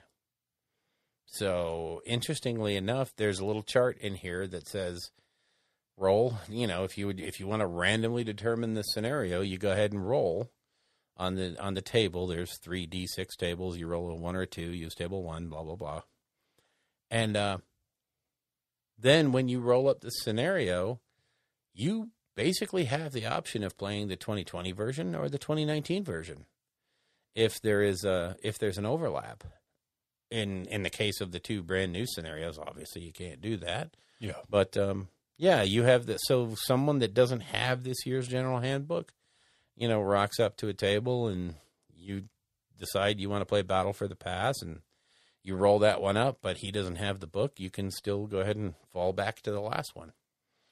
Yeah, I suppose. Or you could just, read the rules out of your book to him. Yeah, I mean, it gives you the options, though. And I like the way it's specified in there so that when you're looking at a tournament setup, there's no more question about, well, he doesn't want to play this version. He only wants to play. Well, you know what? Here's the deal. Here's what the standard is. So that's real good for tournament organizers. Yeah. Meeting engagements got changed with 6 new, updated scenarios and some update to the rules. Yeah, I was interested. I noticed it, but I did not get into it. So I'd be very interested to see what happened here. It gets you into it a little bit quicker, which was one of our things. Yeah. It was like, wow, we almost didn't engage with some of our stuff. Yeah, like a 30-year army is essentially useless. Yeah, so you're going to get into it a little bit quicker. The big thing is now there are matched play auxiliary objectives. Yes. Which are for tournament play required. And basically these are a list of objectives. Each player picks 2 or randomly chooses 2. And they are known to your opponent from the beginning of the game, so everybody knows what you're after. But these are used as tiebreakers, as the first tiebreaker. If the objective points are tied, you go to auxiliary objectives, plus extra ways to score points. So some of these things, some of the objectives, they're all reasonably doable, except in some cases. Yeah, so I just now remembered that when Randy and I played, we used these, and his were very straightforward. One was pick a terrain piece, hold it for 2 turns. Yeah. And then the other was pick an objective, hold it for 2 turns. Well, that was pretty straightforward. Very. One of mine was pick one of your heroes and pick one of your opponent's heroes. And your hero has to kill that hero in close combat. Yeah. And I was like, what if you don't have a close combat yeah, that's army? sweet if I have Scarbrand or something. Like, but if I'm playing all Grots, it's like that's probably not going to happen there. Yeah, so it's not doable. Yeah, I'm not I don't know. And we've talked about how back in the day, I don't want to say back in the day, pre-COVID days, yeah, when events used to run in Colorado and they had the different cards. Yeah. You know, this is essentially what that is, a very streamlined version of very that. streamlined. And, when we talked about how fun those were, but at least they had an option where, like, if you drew, like, a hard one that you couldn't get, you could downgrade to a medium that you had to play face up or something like that. And the medium ones were achievable. And sometimes the hard ones, they were all hard, but sometimes they literally impossible. Swung the game. Yeah, it's like kill a hero casting nothing but spells. And it's like, well, I'm playing Khorne. Mm-hmm. I literally can't not do that. So this is pointless. Mm-hmm. So let me pitch it and draw an easier card that my opponent knows what it is right off the bat. And I don't think there's something like that for this, is there? No. Yeah, you draw those two. And they're face up immediately. Yeah. So. I suppose what you could do is just be like, well, F it. I'll just throw these to the side. Redraw. And I'll just play the mission. And I'll just try to win on the mission. That way these are inconsequential. Yep. So I guess that's what you could do if you pull some stuff. I mean, I don't get me wrong. I appreciate what they do for the game. Yeah. And I've only had one game's worth of experience with them. Yeah. But I could see where they could get frustrating. But again, if it feels like you're just not going to get them, because again, your Grot has to go kill Scarbrand in combat or some shenanigans, then you just say, screw it, I'll just try to get the objectives and play the objective game, you Yeah. know, which is what you were going to do in the first place. So, Yeah.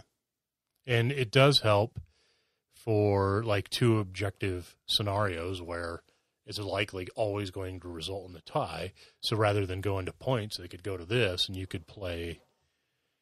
You know, I don't know. Yeah, it adds a bit of extra flavor, a little extra flair that you can kind of ignore if you need to, or play roll into around. it, whatever. Yeah, Yeah, but see, like, here's one that is kind of a. So you rock up to the table and you see that your opponent is playing Osiark Bone Reapers. okay. Your auxiliary objective is Mass Panic. You complete this auxiliary objective if 2 or more different enemy units fail a battle shock test in the same battle round. Well, okay. Yeah, exactly. So, you know, so you don't have a chance of getting that objective. Ignore it and look at the other one and you know, move for that one. Or like you said, just play the mission. Play to win and play to win big so that there's not a tie. Right. So, yeah, it's, you know, I like the spice it adds, and more often than not, and, you know. I think it only adds. It doesn't detract. That's right. Yeah. And to try to come up with, you know, 10, 15, 20 auxiliary objectives that are equally fair for every faction in the game is almost impossible. Yeah. And you know they put that one in the book, knowing full well that OBR was out there and doesn't take battle shock tests. Sure. So they're just like, yeah, you know what? So you just ignore that one and move on. Yeah. So now, you know, in our games over the weekend, we never went full GHB. right. In that, you know, like we said, Using the new terrain rules. yeah, use the new terrain rules and the new realm rules and the new auxiliaries. Yeah. You know, we didn't do all of that. So I don't know. And that was partially, especially for you and I, so we just haven't been playing. Right. So, you know, when I was handed the KO book, I had never played the new KO book. So it's like, well, I'm going to spend my time learning my army Right. over the next like 10 minutes before we start rolling dice. I don't really have a lot of time to also sit here and learn pages out of the GHB for all this additional stuff. You know, but they were just fun, casual games. And we'll obviously work our way up to Yeah, we'll get there. the rest of this additional flavor. Yep. So then also in the match play section, go figure, they have the Coalition of Death rules, which is, you know, 4 people split into 2 teams. And there's even a big matrix in this book. There's a cool little page of very weird symbols that show you it. It reminds me of the old 40K allies list where you had allies of convenience, Come you the know, apocalypse. desperate allies Yeah. come the apocalypse. Well, this is the exact same thing. No coalition possible, battle forged, factious, and desperate. You know, battle forged being that, yeah, we're bros, man. We're good. Right. You know, Stormcast. And Stormcast are pretty much good with everybody except Deepkin. Yeah, well. And who knew they can't ally with slaves to darkness? What? That must be a typo. It's got to be weird. Figure it out. They can't go with disciples of Zange? Now, here's a question. Are there any Tyranids? Because Tyranids would come the apocalypse for everybody. They couldn't ally with anyone. And then they finally know. came out with Gene Stealer. You know what? It'll probably be Osiark Bone Reapers if it's going to be anyone. Yeah, they can't ally with anybody normally. No, I mean, these are pretty spread out. It looks like everybody's got a friend. Nobody gets the Tyranid treatment. Yeah, nobody gets the Tyranid Oh, treatment. poor bugs. Now, I thought something that was really interesting in there because they have the Realm Lords in that chart. Yes. Although there's no points or anything, obviously, yet for Realm Lords. Now, the only army that Realm Lords can ally with is Deepkin. Yes. But on that chart, they're not allies. Right. Like, they hate each other. In the coalition, they can't quite collate, but Yeah. yeah, They're gonna have to work that one out on Maori. Yep. Lumineth can hang with Stormcast and LRL. Lumineth, well, of course, their own Daughters of Cain. They're good with. Yeah. And Sylvaneth. But yeah, Idneth Deepkin. But on the book, on the back of their book, you know, when you look at their points and everything, their allies is Deepkin, and that's it. Well, you know, these are just for the coalitions. So, I mean, they haven't forced the coalition onto tournament play or anything like that, but it's an option that's out there. Fair enough. So it's kind of it's a neat little system. And then rounding out the book, like I said, they have the Conquest Unbound section, which gives you a pitch battle tournament pack, a meeting engagement tournament pack, a pitched battle coalition of death tournament pack, and so on and so on. It's a fat GHB, man. There's a lot of goodies in there. It is. It's the thickest I've seen so far. That's what she There's said. a lot of things that got Like, family friendly. Well, I'm just saying. She's allowed to talk, Bill. Jeez. All right. So yeah, I mean a lot of neat little additions to this. The biggest, obviously, everybody looks forward to the points changes. Yeah, I think most people do. And when this book first came out, the absolute hue and cry about the 8 factions that weren't in here, Right. absolutely astounded me that people could A, be so upset, and B, not understand why they weren't there. And yet it's so, I mean, it's obvious if you think for 10 seconds why they weren't there. And yet they were just losing their flipping minds. And I just, wow, really, people, Plastic Army men, take a deep breath. Well, I'm going to an event this weekend, and I need to write my list, so I need to know exactly what everything is. I think it's because there's just nothing happening for anybody right now, and so they need a distraction. Anything that gave them something to and this is focus on. Yeah, it's a big part of people's lives. Oh, I know, but it's just so. I know. These books just came out. It happens every year, and you say the same thing every year, and then a few weeks later they drop it on you, and you go, "Where are you? It's about time." Oh God! Hey, Bill. Hey, walk into a prop. Anyway, What do you think's going to happen next year? They're going to drop a book, and then people are going to be like, "Ah!" I hope next year Uh-oh. that they just take every other faction and don't put their points in the book just to prove a point. You know what they should do? Be even better is just do all of them except Chaos. Oh, yeah, there you go. Like Chaos just doesn't. It's like they completely forgot Chaos was an alliance. Sorry. Our bad. It'll be in a PDF later. Yeah. Don't worry. We'll get you in a couple of weeks. Don't worry. Oh, well. Yeah. So, but as we said, within a couple of weeks after the book dropped, the PDFs dropped, or the new facts dropped for, oh my gosh, a ton. Well, 8 of them dropped. So the changes for Tzeentch, Seraphon, Orc War Clans, Ogre Maw Tribes, Osiark Bone Reapers, Caradhran Overlords, the Everchosen, and Cities of Sigmar all dropped. Now, here's where some of the biggest things in the game got addressed. And let's quit dilly-dallying around. Let's just say Petrifex Elite took a hit, but not a disastrous one. Took a modification. Yeah. A correction. They were not by any means made unplayable. Oh, no, not even a little bit. Still super good. Yeah. You're still playing a disgusting combat army that's unbelievably resilient, that is now re-rolling ones to save instead of getting +1 to save on everything. Yeah. And still doesn't take battle shock. It's still, I mean, that's the army thing. Yeah, I mean, it's still a damn good army. Oh, yeah. So let's not kid ourselves here. Well, to be honest with you, from some of the groups that I've seen, a lot of OBR players are like rubbing their foreheads and going, "Oh, thank God." Because I mean, even this weekend we heard that Petrifex Elite was going to be just taken out of the book. Oh, and yeah. said, no more, you cannot use that. Yeah. And it was, I mean, because the entire Petrifex Elite giving the extra rend to the units, as well as reroll, or 1 to saves. Yeah, adding 1 to saves across the board, Nagash flying around on a 2. Yeah. I mean, that was dangerous. So now they still have the rend, but they're just rerolling 1s. There was a lot of people thinking that it was going to be a heck of a lot bigger nerf. And honestly, for what it is, I think it's a really good fix. Yeah, I think they're going to pull through. They'll live, and they'll still win a a game or two. Yeah. So yeah, that was a pretty big major change. I mean, we're not going to go over every single little point change.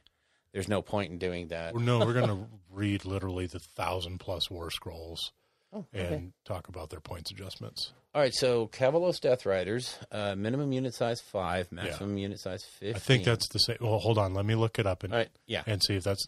See if that changed.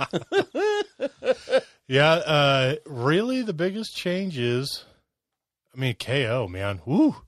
KO sweet drops on them boats. Evidently became playable again. Let me see. The Argonaut frigate went to 220 down. I think it's so that all the boats are down like 20. Yeah, at least 20 or 30. Yeah. And the gun hauler dropped 20.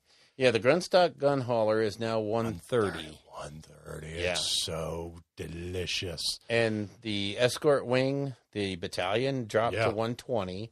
The Iron Sky Attack Squadron dropped to 1. I'm buying KO. That's it. I'm doing it. Do it, and then I'm doing it. Do it. Do you have any? That's another from the weekend. Do it. No, I don't have any that I'm willing to spare. Oh, jeez. But you should, and then we'll have air naval battles. Oh yeah, very nice.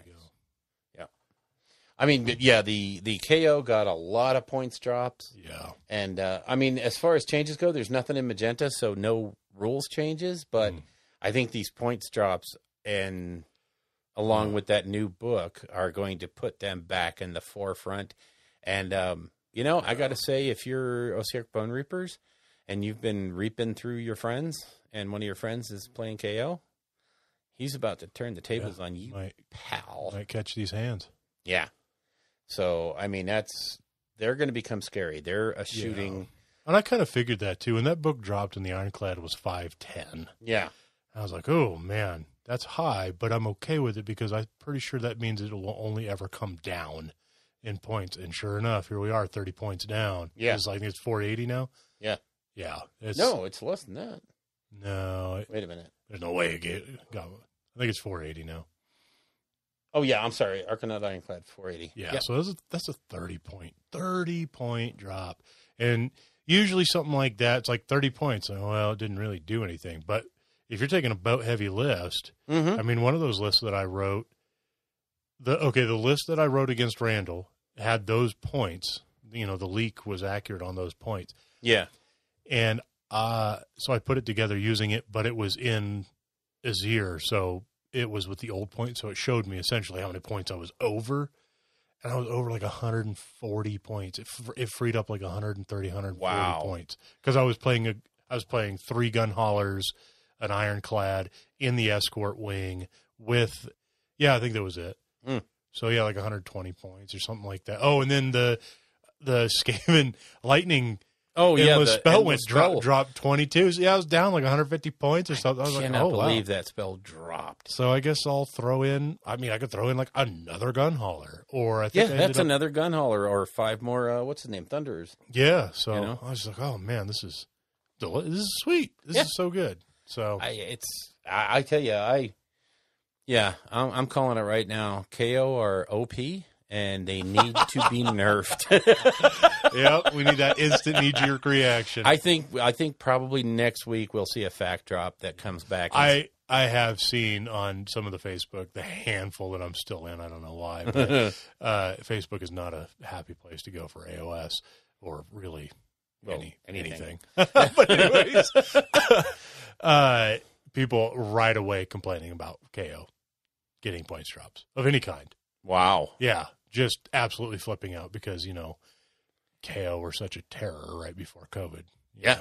They were shutting the show down. Well, they will be now. I'm calling. Oh, yeah. Just over the top bananas. Yeah, they're basically going to go through. Just replace your ironclad with a bunch of bananas. Yeah. And glue a plastic gun on them. That's right. That's what it is. It's a more accurate representation. You betcha. I can see them. They're going to go right through Lumineth Realm Lords right now. They're Oh, gonna yeah. go Teclis doesn't cruise. stand a chance. Actually, you know what? Teclis flies. Zilfin might do bad things to Teclis. I don't know. Dispel a cannonball, sucker. Yeah. Yeah. Oh, you dispel everything? Okay. Yeah. My Good drill for you. My drill cannons still do 3 mortals. Sorry, buddy. Exactly. Oh, God. That could be funny to watch. But, yeah, I mean, I'd say most of the big books right now are Slaanesh is dead up near this. OBR is dead near these guys. So, yeah, that's pretty much it. We'll see. They need. I think what they need to come down is basically take the pistols away from most of the units. That would be a good fix. Yeah, because the 9-inch, the reduction to 9 inches wasn't enough. No, not at all. Let's reduce it to like 4. Yeah. That way you got to get 3 inches just outside of 3 to be able to outside of melee shoot. range. But you got to, what is it? White Tech says you got to bet heavy to win heavy. That's right. Get your Dwarden right up in there. God. Wow. Yeah. Okay. So, no, but I really do. I think KO are going to be a thing again, and I think you're going to see him. Yeah, I definitely Again. I was gung ho to do Iron Jaws, paint my Iron Jaws, but I got that KO. That may change. I'm telling you what, man. Bring them over. We'll get them base coated and sprayed up, and yeah, there's some repairs and bases that got to be redone, and all kinds of stuff like that. But yeah, sure. But yeah, I mean, it's I think that's first of all, it's a fun looking list to play, and not to play against, but also one of the big changes that goes throughout this set of facts is wherever in the past you saw 10 horrors of Tzeentch, just change that to 5. Because in the Everchosen book and the Tzeentch books, it changes to 5. So if you're summoning free stuff, or not summoning free stuff, but when you're looking at the summoning tables, wherever it says 10 horrors of Tzeentch, basically make it 5. Yeah. The Seraphon Battle Tome got a lot of points changes. Not much in the way of magenta, so big changes coming. A couple things were clarified. So, and a couple of interesting clarifications made, so that's always nice. Salamander Hunting Pack, I think, went down a little bit. Or no, I think it went up. But, yeah, some really interesting changes throughout this General's Handbook. Like you said, it's going to take us a little while to digest it all. Yeah. And we're probably going to devote a show next time to the narrative and open play stuff.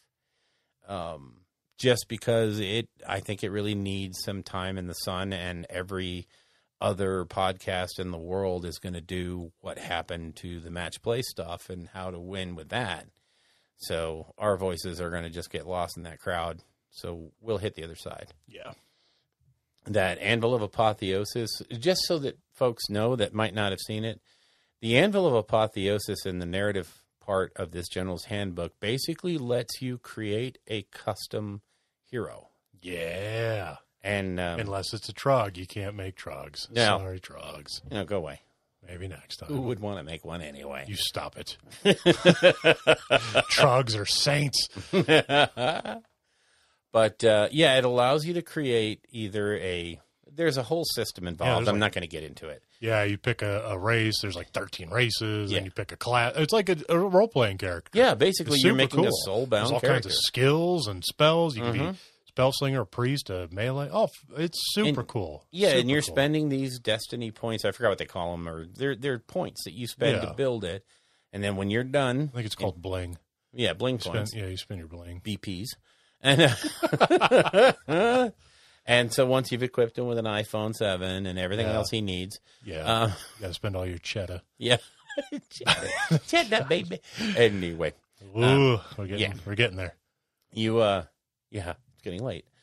You can play him as is in a narrative or an open play game. As long as your opponent agrees. Yeah. It specifically states in there if your opponent agrees, you can play this guy. You can add him to your list.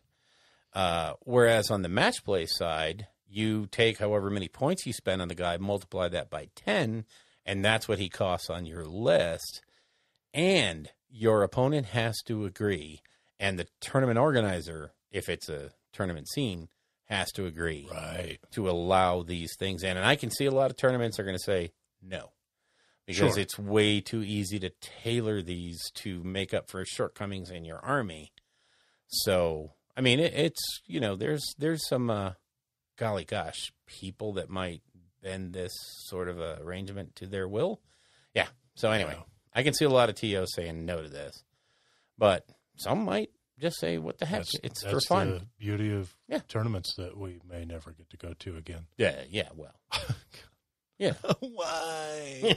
Why? Go Yeah. ahead, why? Well, let's see. No, stop. I was about to stick my foot in my mouth. Yeah, it happens, Bill. It does. It happens. It does. So, I think with that, we should probably wrap it up. Yeah. Next show, I think we're gonna We're going to go full narrative. We'll go full narrative. You never And go it'll full tie narrative. into the animosity stuff. So, Yeah. yeah.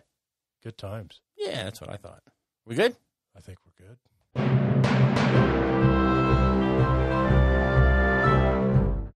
Okay, so now, as I promised earlier, or as we promised earlier, we have Alex Palomini with us now from the Animosity Campaigns 2.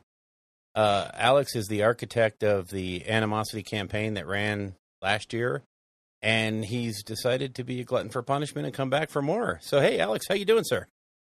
Not too bad. Thanks for having me. Oh, it's a pleasure. It's a pleasure, especially after all the work you've put into Animosity 2. Can you give us a brief rundown of it? Yeah, and I just want to say, it simultaneously doesn't feel that long ago and feels like it was forever ago. Last time I was talking to you about Animosity 1. I know. Isn't it weird? Yeah, we're in a temporal vortex, to steal some Star Trek terminology. Anyway, after we completed Animosity 1, we knew we wanted to do Animosity 2. And the original plan had been to we were just going to pick up our June date that we used last year. Right. Obviously, like so many things, that had a wrench thrown in it.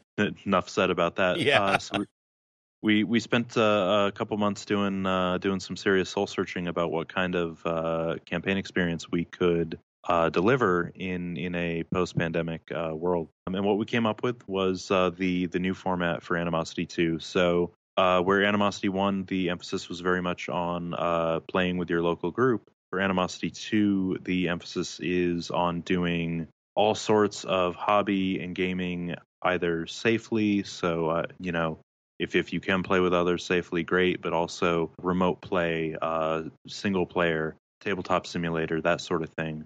We did accept hobby and narrative reports last year, but this time we've really put a focus on those things. So painting, modeling, converting, scenery, writing short stories, that sort of thing. Those are all equally valid to actually playing games and allow you to contribute to the game engine and influence the arc of the narrative and get your dudes represented in our story. Yeah, I tell you, I looked at the how do I participate article you put up on the website, and Yeah. I was amazed at how well thought out it is. I mean, you have like you just said, the big five, the hobby, the storytelling, the writing, and basically any kind of craft, anything you do can contribute to the overall story. So that makes it super inclusive. Really, it's what we need at a time like this when we can't just run down to the game store and play a bunch of games. Yeah, and if I could jump in there, so Sure. that was actually 2 new categories we added. There's a lot here, and we know we have a steep learning curve, but bear with us, it's worth it. So we added 2 new categories, one of which is storytelling. So literally all you have to do to submit a storytelling report is just get some of your scenery, get some of your models, stage a cool looking photo, snap a picture on your phone, and bam, you have a report. You can also, if you want, you can do dioramas, you can do video battle reports, you can do recorded spoken word. We actually just today, because the campaign's already kicked off, just today we had someone actually come up with some really cool screenshots that he took that he had staged in Total Warhammer 2, or Total War Warhammer. I always want to call it Total Warhammer. Total War Warhammer 2, just between units that carried over into Age of Sigmar. That's awesome. So he staged some dramatic battle photos or battle screenshots in Total War. And we also have arts and crafts, and this has actually been pretty popular. But that's just kind of a miscellaneous category for if you want to draw things, if you want to do illustrations, even if you want to do cosplay, if you're into that, like, and anything you really want to do outside the norm is, again, still welcome. It doesn't even have to be directly, miniature related. Right. So anything encompassing the hobby actually will help count. Mm-hmm. I was going to say, we just want to see people engaged. Yeah, and I mean, this is the perfect. It's the perfect pill for a time like this. You can actually do your hobby actually with a goal in mind, and we all know how we pretty much use tournaments and events to be our catalyst for almost all the work we get done. Well, here's a way to tap into that, even when you can't physically go to an event. Yeah, and I know I'm guilty of that because I always joke that because I don't get to game all that much really. But I always joke, like, before I game, like, I don't really want to paint anything. Like, I could have a game coming out for 2 weeks. I'm like, yeah. But then after the game, then I'm like, all right, I don't want to see unpainted models ever again. I'm gonna, it's usually after I get done playing, then I go home and start painting. Exactly. Yeah, we all get motivated by one form or another. Usually connected to an event somehow. Okay, I was just going to ask. We're talking about how to participate in all these different things, but it's not just do some stuff and get recognized for it. You're actually trying to further a story and further a faction, correct?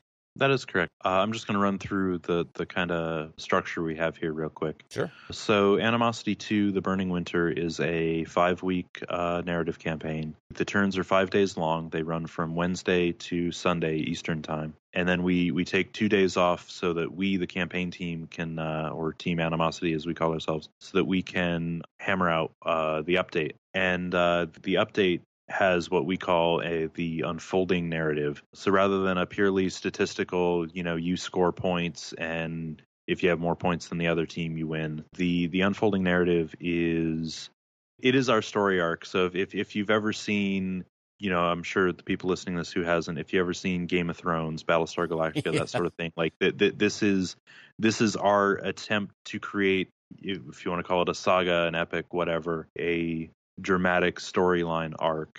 Yeah. So if you go to our website, animositycampaigns.com, you'll see some tabs across the top. And one of them is, so the first one is settings. So we have a campaign map, which was largely drawn by my incredibly understanding wife, Katie. Wow, it's beautiful map. Yeah. Mad kudos to her. Very much so.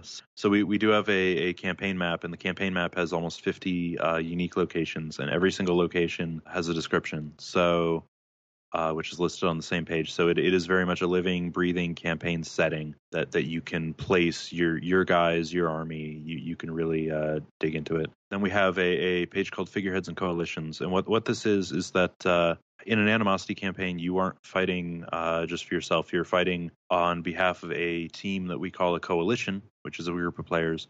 And each coalition is led by one or maybe 2 or 3 non-player characters that we call figureheads. Yeah. They aren't in command of you as the players, but you guys are basically, you've said, in my bow and my axe, you've pledged yourself to further whatever goal they're working for.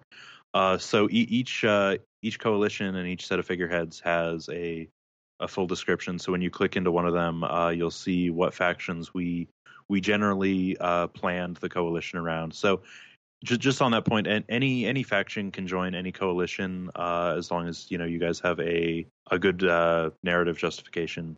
We have one guy who wanted to play for basically one of the Order coalitions, but he's like, I'm actually Zinch Arcanites, just pretending to help out. Oh, I like it. So, but anyway, and that'll have a description of like who the coalition is, what their identity is, who their figurehead is, and then a in character sort of narrative that really puts your boots on the ground. Yeah, there's only one that really matters, of course. That's Reikanar and Zektoka. So I'm just saying. That's fair.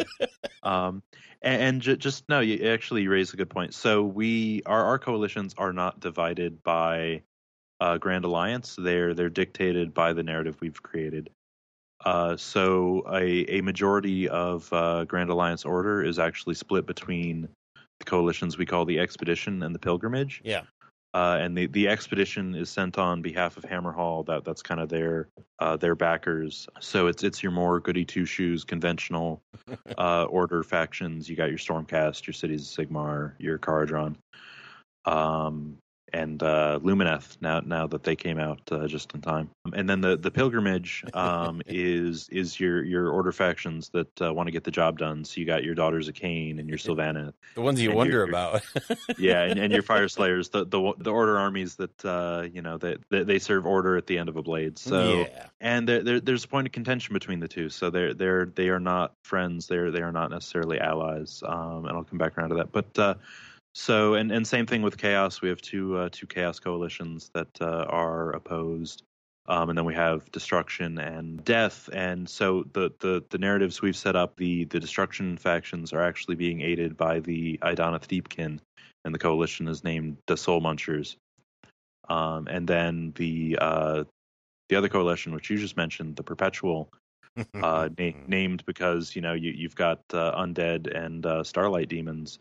That's Seraphon, and then the various death factions, except for Flesh Eater Courts. They ended up in the Pilgrimage. Yeah, I saw that. The seed of that was the idea that like the ghouls in their delusion, that they perceive the Daughters of Cain as like Valkyries from some glorious warrior afterlife or something. So I've gotten to Valhalla. Yeah, basically. And all the Flesh Eater Court players we have seem to love that, so they just ran full tilt with that. And there is also the thing where Nagash doesn't really control them because they aren't really dead. So nice. So yeah, that's how we've structured the teams. And yeah, and then there, of course, as I was just saying, there's the unfolding narrative, and the way that works is you submit your reports with your different report types, and every time you submit a report, it'll prompt you for some narrative details like the name of your general, name of your army, and just sort of which plot threads you want to pick up on personally. And then the kind of the core of the report is what we call narrative paths. So our game engine is built around 9 narrative paths each turn. Each of the 6 coalitions I was just describing has 3 narrative paths, and they're always opposed by another coalition. So you are always going head to head with other players in kind of a tug of war. So whichever side ends up having, puts more reports into each path will, by the percentage that they dominate it, will have more or less success pursuing the objectives outlined in it. Nice. And then the details you submit, on behalf of yourself, your narratives, your characters, that stuff then all comes around to the unfolding narrative. And that's why we decided to take 2 days to write it. Oh, yeah. Because when you read the unfolding narrative, you can read through it and you can be like, oh, hey, there's my guy, there's my teammate. There's the thing the story we came up with last week sometime. Like those hooks, we can't accommodate every single little thing, but you're going to see those things make it into the meta plot, because that's really when you look at like the Season of War and the Dread Solstice campaigns, things like that. Like that's really the comment we've always heard, is that like, well, that's neat, but I don't really get to impact sort of the meta plot, and that's the problem we set out to solve. Yeah.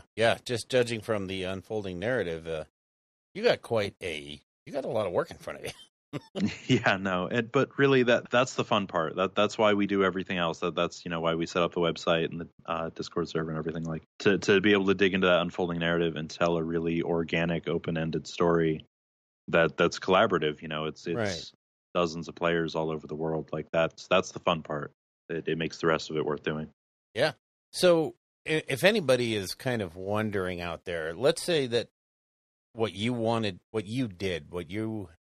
to submit was you built a piece of terrain. Now, obviously, it's for you, but you want to submit it as part of this. All you really have to do is go to the website, hit the submit a report, and then kind of tell a story about why that piece of terrain exists, or give it some sort of meaning. Am I correct? Yeah, ground it in our narrative. And the report form it's a Google form. It's really simple to use. It has prompts. It has drop down menus. Right.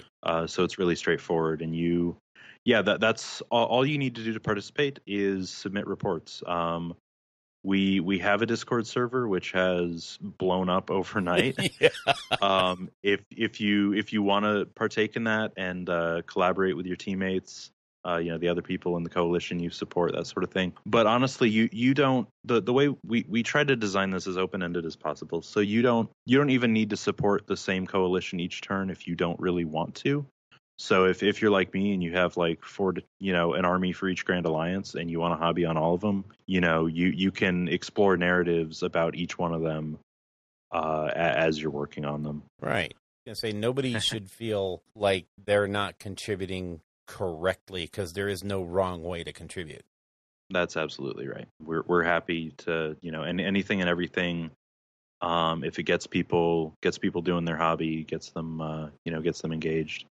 We're happy to see it. And it's funny you mentioned about doing a piece of scenery because one of our players in the Pilgrimage Coalition, he built a little fortification barricade or something, and he built it out of craft sticks literally just yesterday. He's like, so I'm not actually going to paint this because just the craft sticks looks like freshly cut lumber, because the campaign setting has it's a frozen lake and it has pine forests and mountains all around it. And he's like, so they just cut down some trees and built this fortification, and it's freshly cut wood. I'm like, yeah, actually that makes sense. It works. So, yeah. So that was one of his reports, and it's really a neat looking little fortification. And he, I guess he has a fog machine or something, so he staged his models in it and then covered it in fog, and that got a pretty cool effect. That's just how you get into it. It can be as simple as that, or a full blown out bat wrap. Yep, absolutely. And also, this is not. If I commit to doing something and I say I'm going to submit a report this week, I'm not therefore then obligated to do one next week and the week after. I mean, if life intrudes and I can't get something done, it's not like I get dropped from the rolls because I didn't turn in something last week.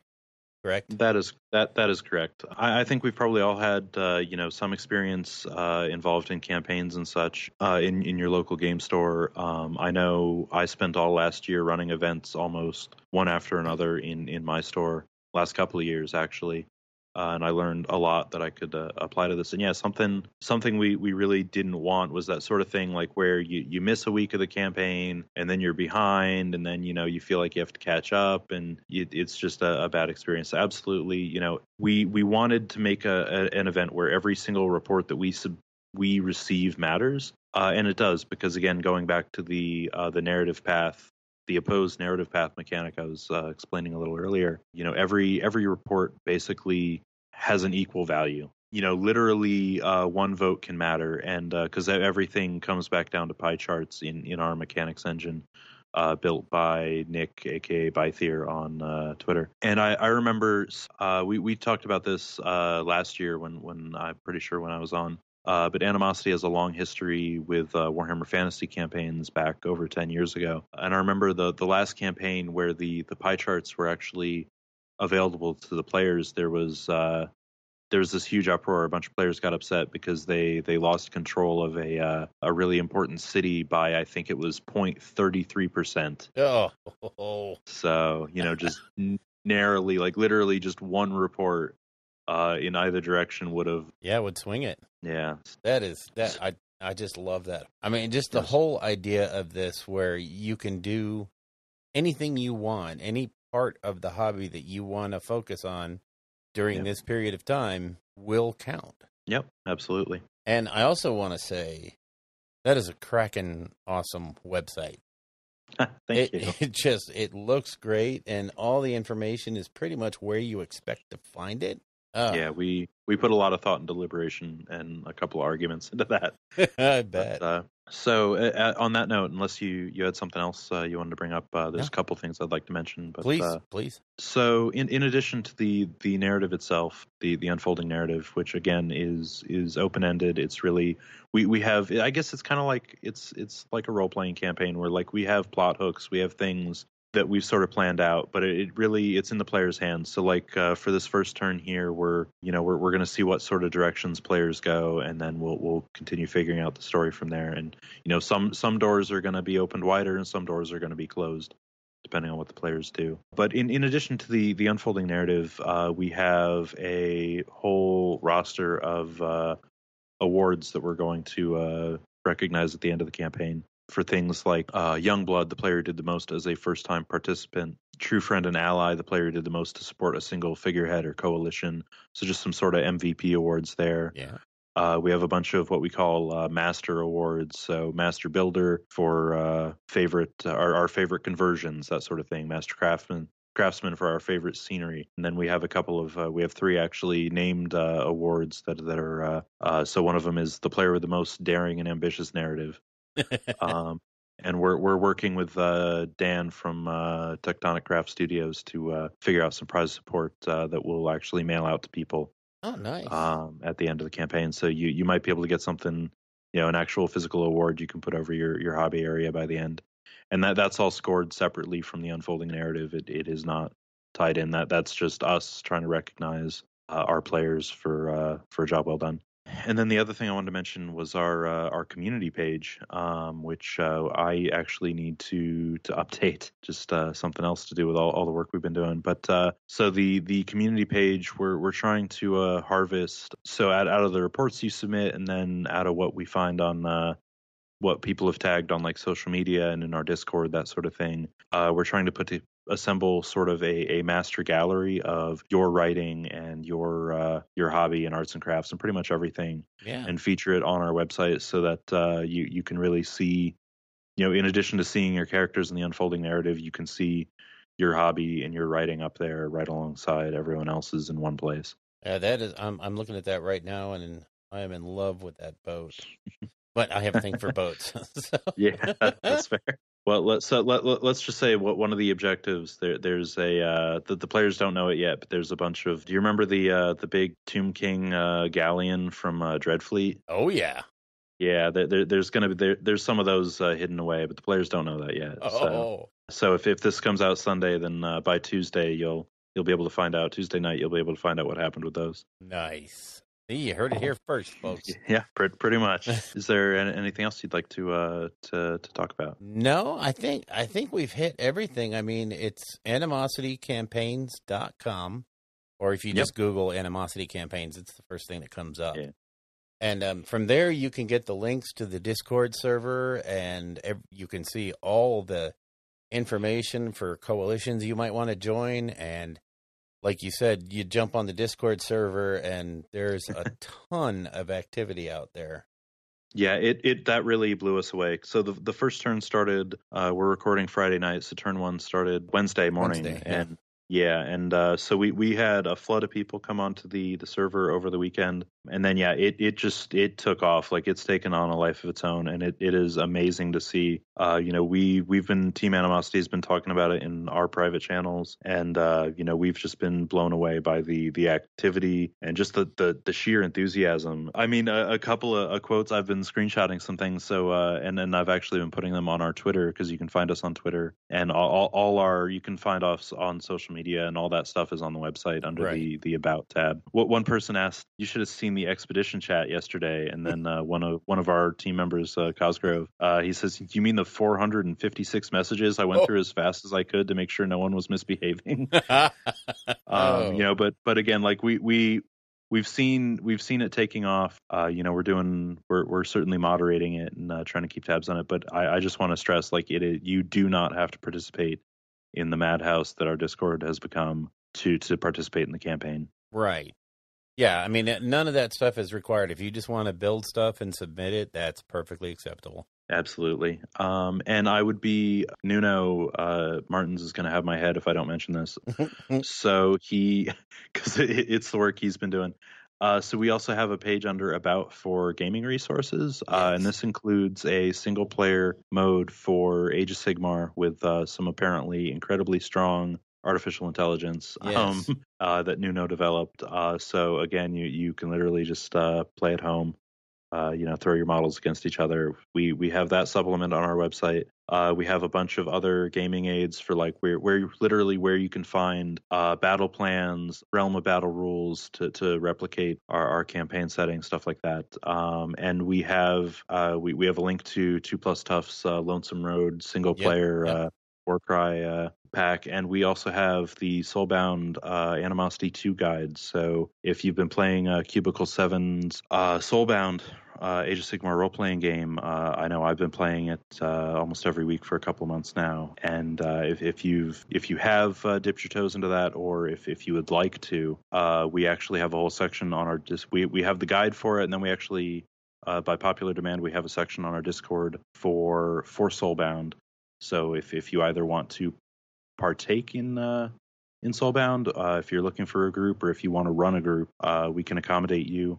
There's at least one, possibly 2 or 3 groups that have kind of been coalescing in the last week, including one that's literally just a bunch of greenskins or Oryx. Well, I guess there's at least one grot in there, so they're going to go stomp around. Nice. And that's just straight up homebrew rules. Yeah, for Soulbound. Yeah. We've also been very privileged that Emmett, I am going to mess up his last name, and I have a last name everyone messes up. Emmett Byrne from Cubicle 7.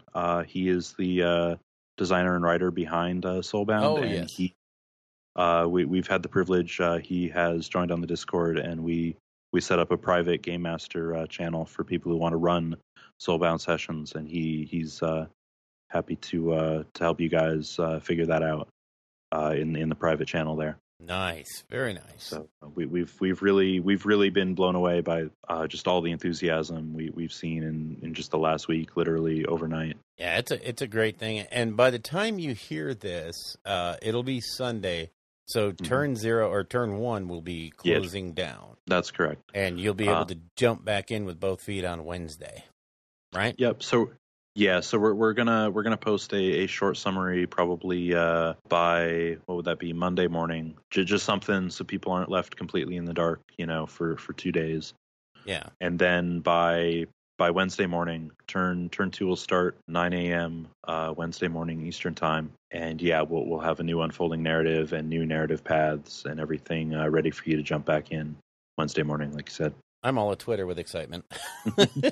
And I actually didn't even jump in yet, but I have a full unit right in front of me that's going to be displayed proudly here shortly. So fair enough. Well, that's all the questions I had. Did you have anything else you wanted to drop on us?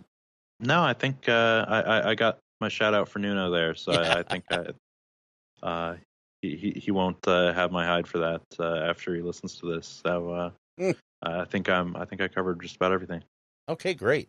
And I just want to personally thank you for being the driving force and the person behind all this and getting it all going and off the ground and keeping it going through this thing that we're in now so that people have an outlet. I think it's a really great thing that you're doing. And I, for one, appreciate it, and I think a lot of listeners will too. Thank you, and I really have to give a shout out to the really great team that has kind of coalesced around this. Because I'm going to admit, like the pandemic and the lockdown and everything hit me pretty hard, and I definitely ended up on the edge, and I was ready to just be like, all right, try again in 2021. But they talked me back down off the ledge. So again, if you go to the About page, we have biographies for everyone on the team. They're all absolutely great people, and this couldn't have happened without any single one of them. So, and like I said, that I appreciate you, saying the kind words there, but they're just as much the reason this happened as me. Well, outstanding, good deal, and yeah, check it out, people. Check out the About page and throw some mad kudos at these folks. You'll recognize a lot of the names. Trust me. All right, Alex, I want to thank you for your time on a Friday night. I do appreciate it. Yeah, thank you. All right, sir. Take care. You too. If you would like to get in touch with us, you can reach us at our Facebook page at www.facebook.com/rollingbadpodcast, all one word. Our Patreon page is at www.patreon.com/rollingbadpodcast, again, all one word. The Twitter account for the show is at @rolling_bad.